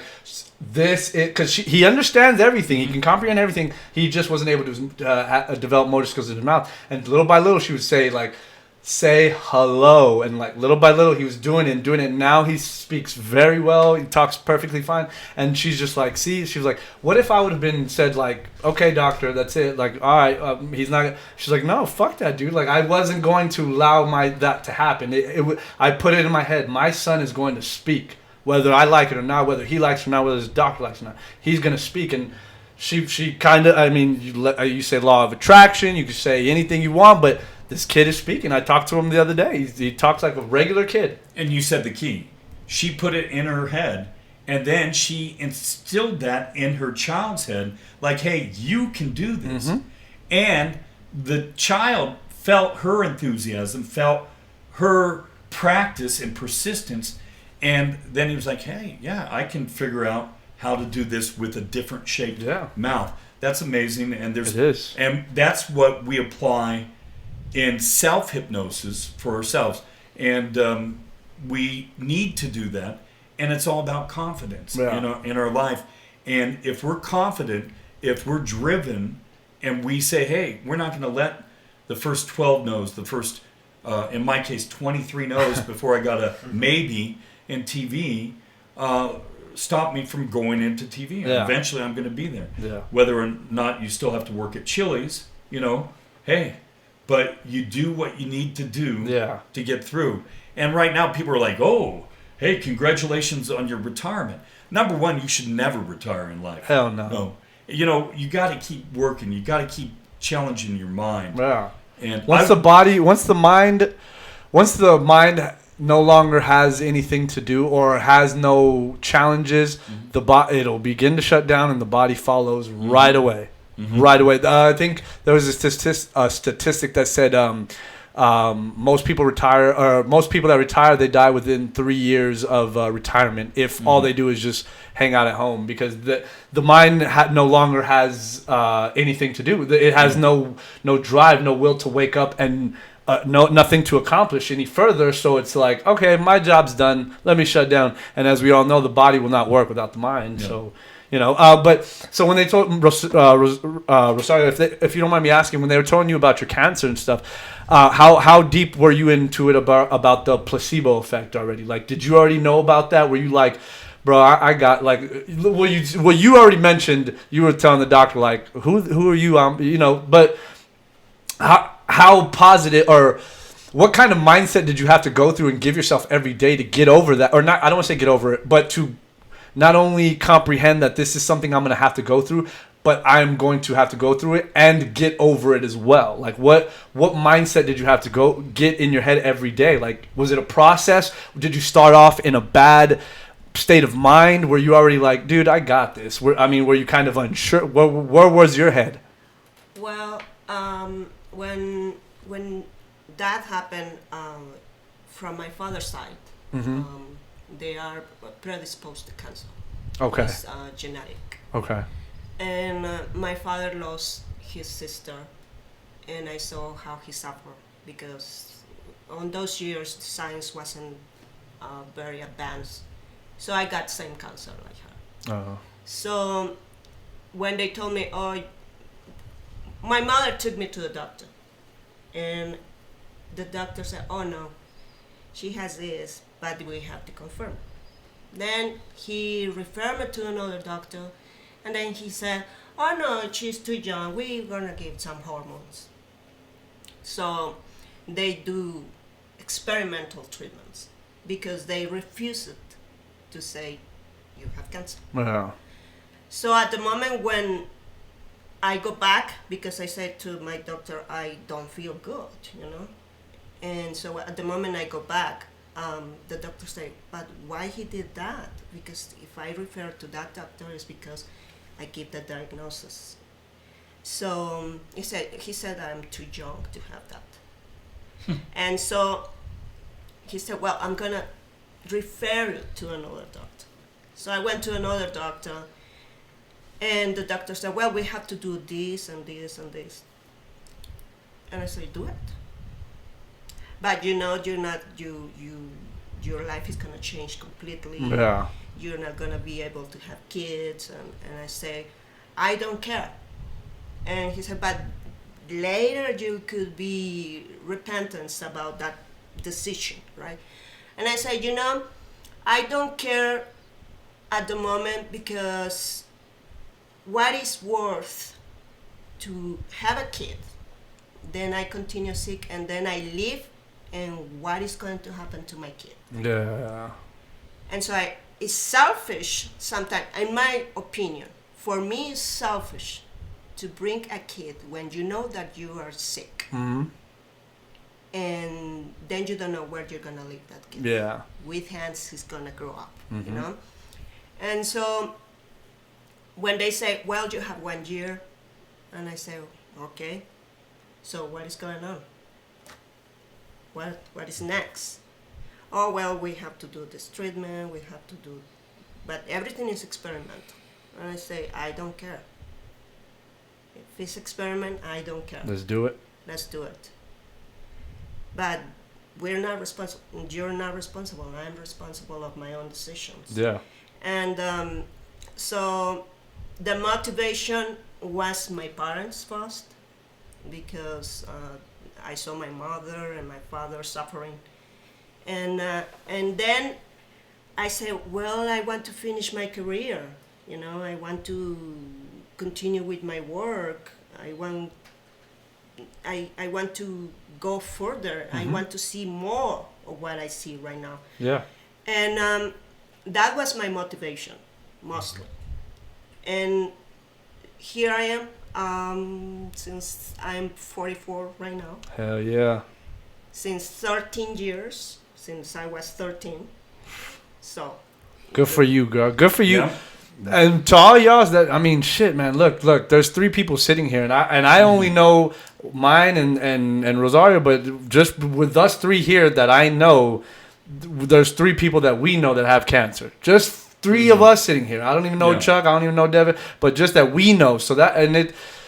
Ask your doctors, man. Ask them questions. Do your own research. One of the things that bothers me, and I'm not saying I know more than doctors. I don't know a fifth of what they know. But one thing I do know is that they're not trained, or they're not forced to be trained in nutrition. And I think one thing now, more than anything, is you're starting to see the effects of what nutrition and health is, the positive effects it can have, more so than the medicated things. I think I posted something on Facebook or Instagram the other day, like Mother Nature is greater than Father Pharma, or something like that. People weren't getting sick in these numbers from cancer like this 200 years ago. These numbers are new. These are new pandemics, new epidemics, and the main things that have changed is the amount we're medicating ourselves, and the shit that we're giving our body, the food that we're putting in our body. Now, I'm not saying all of it's bad, and I'm not saying to go on a health craze. I'm just saying watch what you eat a little more. Ask your doctor about nutritional effects and how it affects the brain, because nutrition can have an impact on the brain, whether you believe it or not. It's true. what you eat can the hormones that they put in these animals and stuff like that comes to you when you eat a McDonald's burger, you eat a Burger King burger, you're intaking that, and that's going to your brain, man. And the way you feel shitty after 30 minutes after eating, like you were saying, that sugar high and that sugar low. I had a friend tell me who worked at McDonald's, they put sugar in everything. The Coke, obviously the Cokes and stuff, but the fries, the buns, the fries are pure sugar. they throw sugar in it. So why do you think when you eat that McDonald's, you're just like, damn, that shit feel good, and then 30 minutes later, You want to take a nap. yeah. And really, what you're saying is so right on. And all I want to say is what you're putting into your mouth does affect your mind and body, and also what you're putting into your mind. And what we put into our mind sometimes comes from our fantasy world internally. And so you surround yourself with positivity, surround yourself with a little more healthier food, and you start putting positive things into your life, and then watch more positive things that you didn't even think would be attracted to, like maybe a little more money all of a sudden. Thank God for social media. Well, I have a couple sponsors and they've come to me or whatever, but people are coming out of the woodwork saying, hey, Chuck, how about if I put my logo on this, or hey, will you help me with hypnosis on this, or will you give a speech or whatever. But if I had a negative attitude, I wouldn't be attracting anything. No, everybody would be afraid to talk to you. And I lost 48 pounds in a year. 6 years ago, I almost died. I caught a strep virus, attacked my heart, pulled my mitral valve away. I gained over 100 pounds in water weight. My foot size tripled. Then all my organs were failing. She had to walk me from the weather center to the weather wall. Channel 9 and the management at the time, now granted, the last news director was my 18th news director in 23 years and my 7th general manager. But she would walk me from the weather center to the weather wall because I'd be out of breath because I was gaining all this weight. And none of the doctors could figure out, well, it ended up being my heart. Mitral valves blew. Long story short, they took 3 mitral valve doors that were like curtains blowing in the wind. Holy shit. Sewed them into one, and I have the blood pressure when I was 18, but I was 2 days from leaving the planet. And so then, you look at that, and you really have to be grateful every day for living. But then we start, as we get stronger and whatever, we start taking that for granted. But I went from 187 to 289 in water weight, from 289 to 159 in 9 days. 289 to 159 in 9 days. Screwed up my thyroid. So then I went back up to 239, and that's when Chuck was ballooning on the air again. It looked like, he was just going to float off, and my suit jacket buttons were going, help me, hanging on by a thread. And so, and I shout out to Biometrics. I go over there. It's a medical side gym over there by Twin Peaks. But man, they're building a Baskin Robbins in front of the gym. That's going to be tough. But anyway, so they helped me lose 48 pounds in less than 10 months, and then I've lost a little more weight, and I've kept it off in now a year plus since I've lost it. But again, it's discipline, practice, but it's what you're putting into your body. I still have friends that are hypnotized by the Golden Arches or by Burger King. Yeah. And every once in a while, everything in moderation is okay. Absolutely. Absolutely. Beer and wine in moderation is healthy for you. It clears out the extra cholesterol in arteries around your heart. It clears out the bad bacteria in your tripas, as we say around here, or your intestines. And all this stuff, but that's in moderation. And I said this, and I've said it a million times when L&F distributors told me that Bud Light here in El Paso, number one Bud Light consuming city per capita in the nation is El Paso, Texas. Especially after the Miners won. Yeah. Shout out. UTEP. There we go. Good shit, UTEP. But we don't do things in moderation. Drinking a personal 12-pack is not moderation. Nope. People think moderation is not spilling your beer.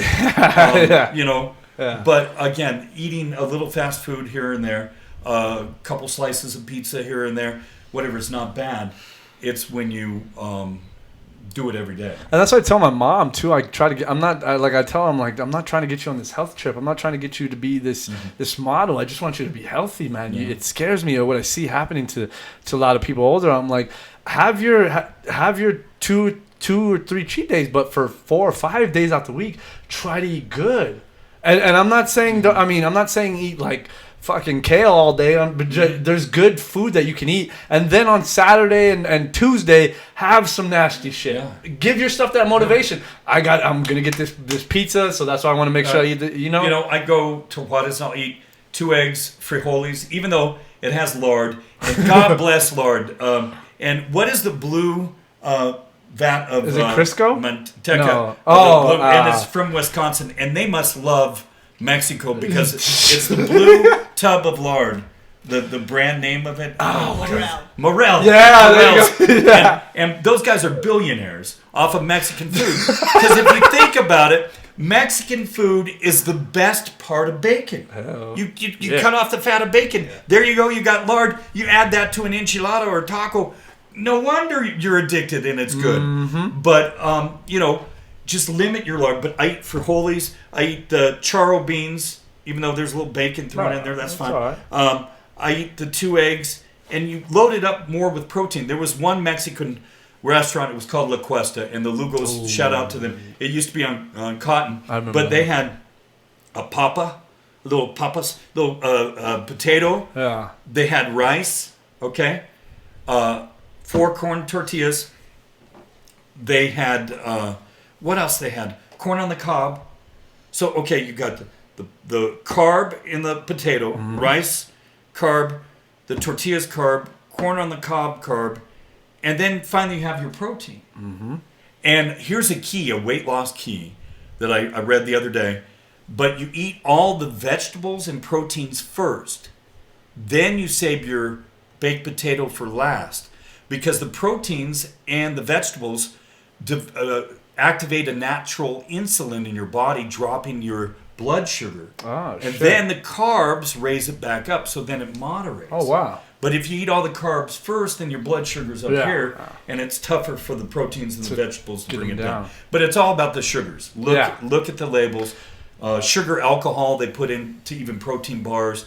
You kind of have to watch. There's sugar in everything, and that's what I think is causing a lot of the cancer, man. Is the overwhelming amount of sugar that's in everything. It's in everything, and everything's processed. Yeah, processed flour, sugar, and everything. The glucose, the fructose, the sucrose, all those croses. That's all sugar. They tell you the crose is gross. Yeah, the crose is gross. There we go. Hey, what? Do we still got people watching? Raise your hand. Still people watching? You're still. 2 hours in, we got some real views. That's what I'm telling you, Chuck. People.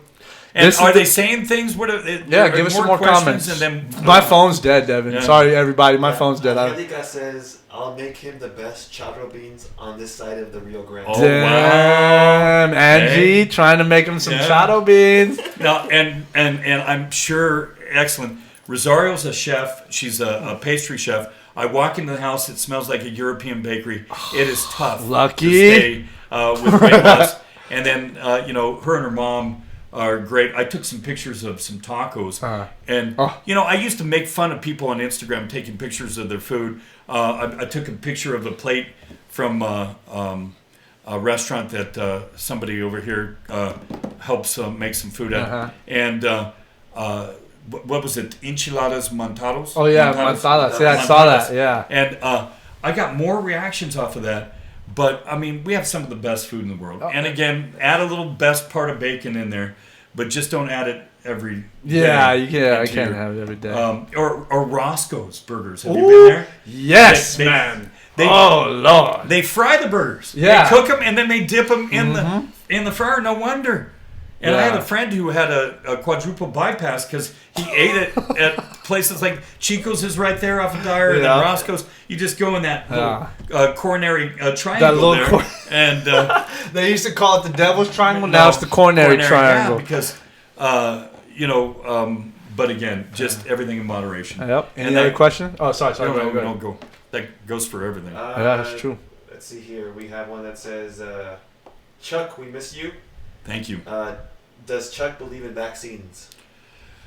Yeah, well, the viruses they inject in you are supposed to be dormant. Supposed to be. We carry live viruses that may be activated even by the dormant ones. And this is just from what I've read. Now, again, I'm not a doctor, and I don't play one on TV, but I had a friend who graduated from CU Med School, a great medical school, Colorado University, great college, and 65% of his fellow doctors graduated with a D average. Okay? And my mom always used to say, and we were talking about, and there's some excellent, dedicated doctors out there, and if you're listening and watching, much respect. But my mom always said, well, why do they always say they're practicing medicine? Well, it's because they're still practicing, and they're still experimenting. And some things they get right, but other things they're like, well, let's throw this. Well, and then you have to understand, too, and I hate to go all rabbit hole on you guys, too, but, well, actually, I don't hate it. I love it, but I know some people hate it. There's a lot of things that people don't realize on how scientific studies work. Most scientific studies must be funded first. So you have to find somebody with money. Most of these people with money are business owners. So if they find a study that, let's just say if I'm McDonald's, right? And I find a study that shows if you put sugar, I do a study and my scientists say that if you put sugar in fries, you're 300 times more likely to get high cholesterol. Well, I have that study, and since I funded it, it is my study. So what I am going to do to protect my investment of McDonald's is I'm going to bury that study. And you guys don't realize this happens a lot. A lot of scientists don't have money, so they have to look for the money through grants, through federal grants, or just business people, and that's what they do. And when they don't find, and if these Monsanto is very famous. Monsanto and Bayer are very famous for it. They bury a lot of studies that are with the natural healing, the placebo effect, the nutritional eating. They bury these studies because it can affect their bottom line, which is all they care about. If they tell you they care about you, if you want to believe that, by all means. But I understand that in business, talk to any business owner. It doesn't matter what business they have. It doesn't matter what they're selling. The product doesn't matter. The bottom line is what matters. How much money they're taking home matters. I'm sorry, that's just the truth. Well, and an example of that is the corn industry. Oh, okay. We should not put corn in gasoline, but we do, and it's required by the government because senators and congressmen and people in charge were given, as we say around here, morditas. They were given lobby money, which lobbying is legal bribery by the corn industry to use more corn.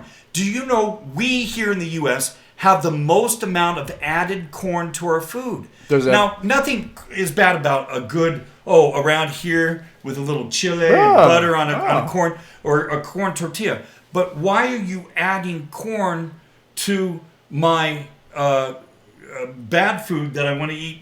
Why is there corn flour and everything? Why is there corn? There's 3 or 4 different types of corn in a candy bar to even supposedly some healthy bread or whatever. We're eating way too much corn. So our car manufacturers said, because they wanted to double it from 10% ethanol to 20%. If you do it, our cars won't run, and we will have to get rid of all our manufacturer warranties if you double the amount of corn in the gasoline. But again, it's to use up amount of corn and keep the corn farmers way above board in the way of making millions. And again, a lot of this is nothing new, but I'm saying this because there's that, and then there's things we should know that because the people paying don't want it to be found out, we won't know, or at least not until maybe. I had to look that corn thing up. I heard it on another podcast, and I didn't believe it, and I looked it up, and there's corn in everything, like almost everything that we not even just digest, just like you said, the gasoline. I'm no expert, but I don't know why you need gasoline or corn and gasoline. I don't know. It's if you talk to any pure, like in race cars, whatever, they don't use Right. ethanol. Wow. They don't. They use pure Gasoline, yeah. and some additives that are from petroleum. Yeah. You know. So anyway, we should find out more. How do we find out more now with the internet? We can learn. We can actually become an expert on things with YouTube and with Podcasts. Man, that's one of the things that I tell people. And we and Devin were talking about it earlier today. Like, the podcasts haven't gotten big here yet. There's a lot of people that have podcasts here. They haven't gotten big here yet. But nationally, a lot of people are listening to podcasts. Like, it's growing, and that, I think, is part of the descent of radio and television as well. But because with podcasts, you can do it very grassroots, like me and the dude are doing here, and we can speak on anything. We don't have producers telling us, no, you can't talk about this. We don't have advertisers telling us, no, you can't talk about. So you can be honest and be real, and since nobody's sponsoring us, I can say whatever and not have to worry about, oh, I better not talk about this because they sponsored me and I'm going to lose my money. But I don't have to worry about that, and a lot of people don't have to worry about that.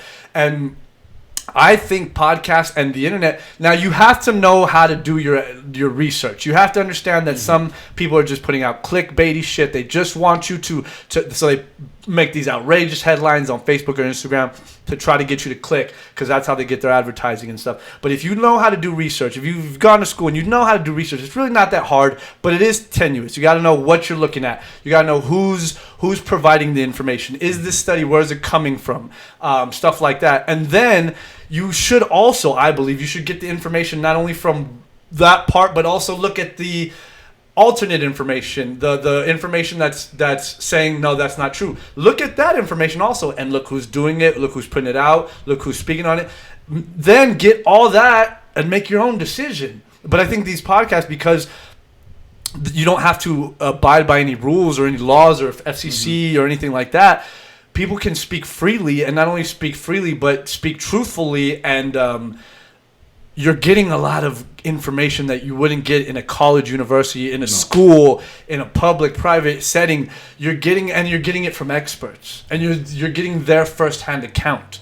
Like what we're doing here with you, you're giving us your firsthand account. When if we were to get you on a news station, I would have to give you a writer. And what a writer is, for those who don't know, it's like, well, what do you want? He's coming on, so let's see what he wants. He wants 25 M&Ms. They all have to be yellow. He wants 3 packs of Gatorade, and then I have to send him a list of questions.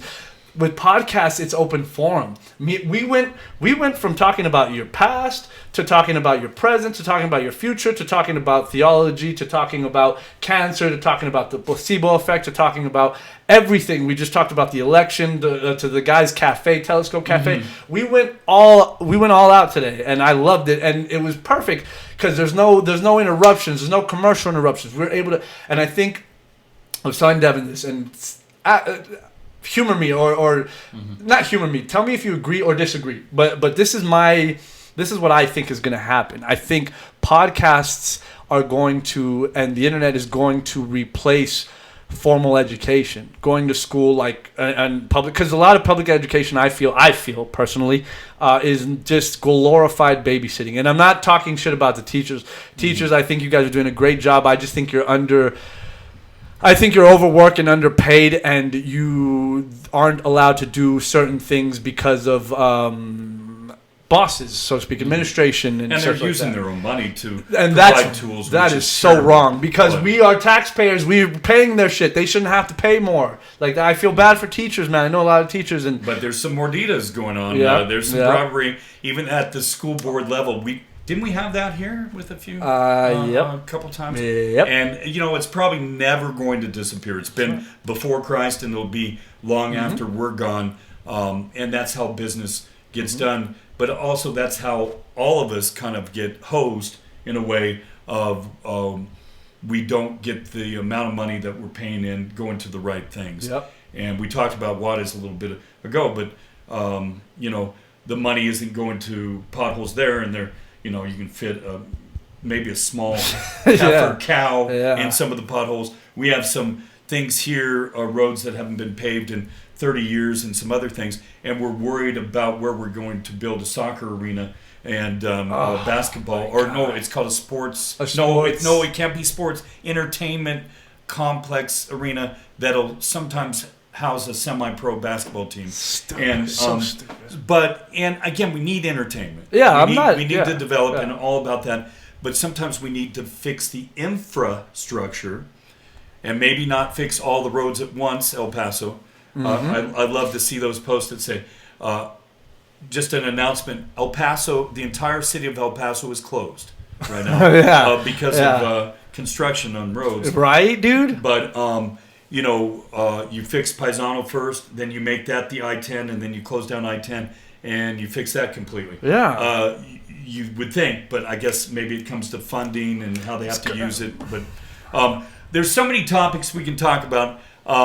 Guys, you've been unbelievable. Yeah, we're at 2 hours More now? guests. I mean, if you have a couple more questions, then we're going to have to. Okay, we'll do a last round of questions. Because people are like, where the heck is Chuck Seventhing? And can I post from here? I'll post from absolutely. Just two things. We're at the 2 hour mark. Okay. And Ted Cruz just won.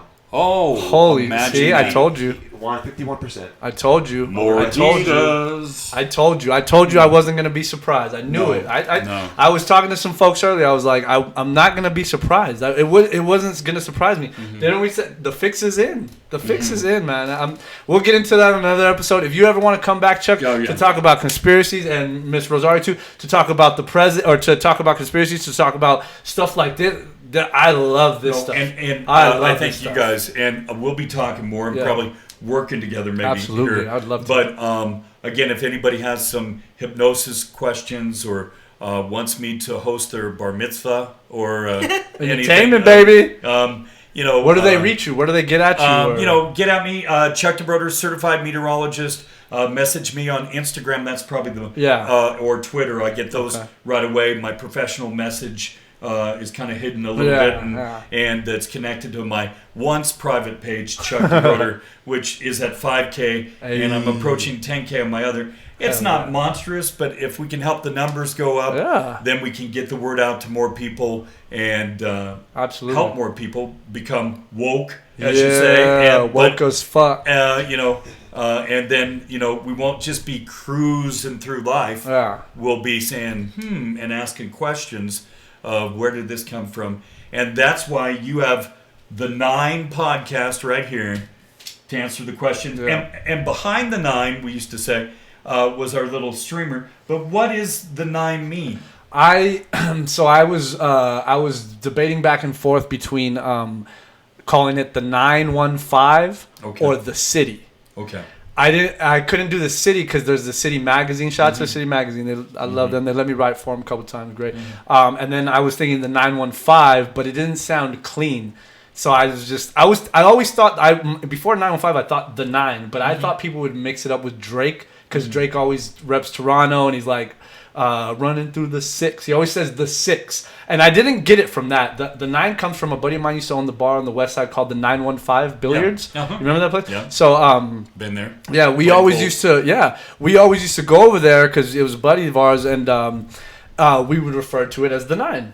So I liked that the way it sounded. It was cool. Shout out to my man Greg. But yeah, that's where we got the 9. We learn. Yeah. But any questions, just throw them out there. No. Again, Chuck DeBroder, Twitter, WX Chuck on Instagram. Yeah. I want to thank you guys. Chuck, no. Thank you, man. You appreciate it, Miss Rosario. It was a pleasure having you guys on. And, she is. I'd love to talk to you, too, if you ever want to come on. She'll talk more theology in life and simplicity in life. Just make it simple. We complicate it. Just keep your life simple. Yes, so much. Wise words from the man, Truck. Yeah. Let me just get a couple things out there. Again, I want to say thank you to all the listeners, especially everybody in the 9. I appreciate it. El Paso, we've been getting a lot of love, especially once we posted about you, man. A lot of people love you here. They're going to support you in your next endeavor. I know it. Shout out to Las Vegas, to Colorado, to Tennessee, Catherine, everybody that was watching and out of town, that you guys are doing big in El Paso. My man in LA, Chris, he's working with the Clippers. He's doing big thing. I'm going to have him on too. Everybody that commented, thank you guys very much. We appreciate y'all. We love y'all. Chuck, Rosie, do you guys got anything last to say? No. We love the borderland, love El Paso, and love people learning online with podcasts. And again, be watching out for a little version of mine and some weather online too. You'll see Chuck in front. They try to keep me and hold me and say you can't see Chuck's image on any radio, TV, or podcast. But I'm a rebel, man. That's what I like to hear, Papas. That's what I like to hear. There we go. So one last thing, remember, 23 no's got him 23 years as a certified meteorologist. Don't ever give up your dreams. And like Miss Rosario kind of got in my head, free your mind and everything will follow. El Paso, y'all could have been anywhere else in the world tonight. Y'all chose to be here with us. Thank you. How special is that?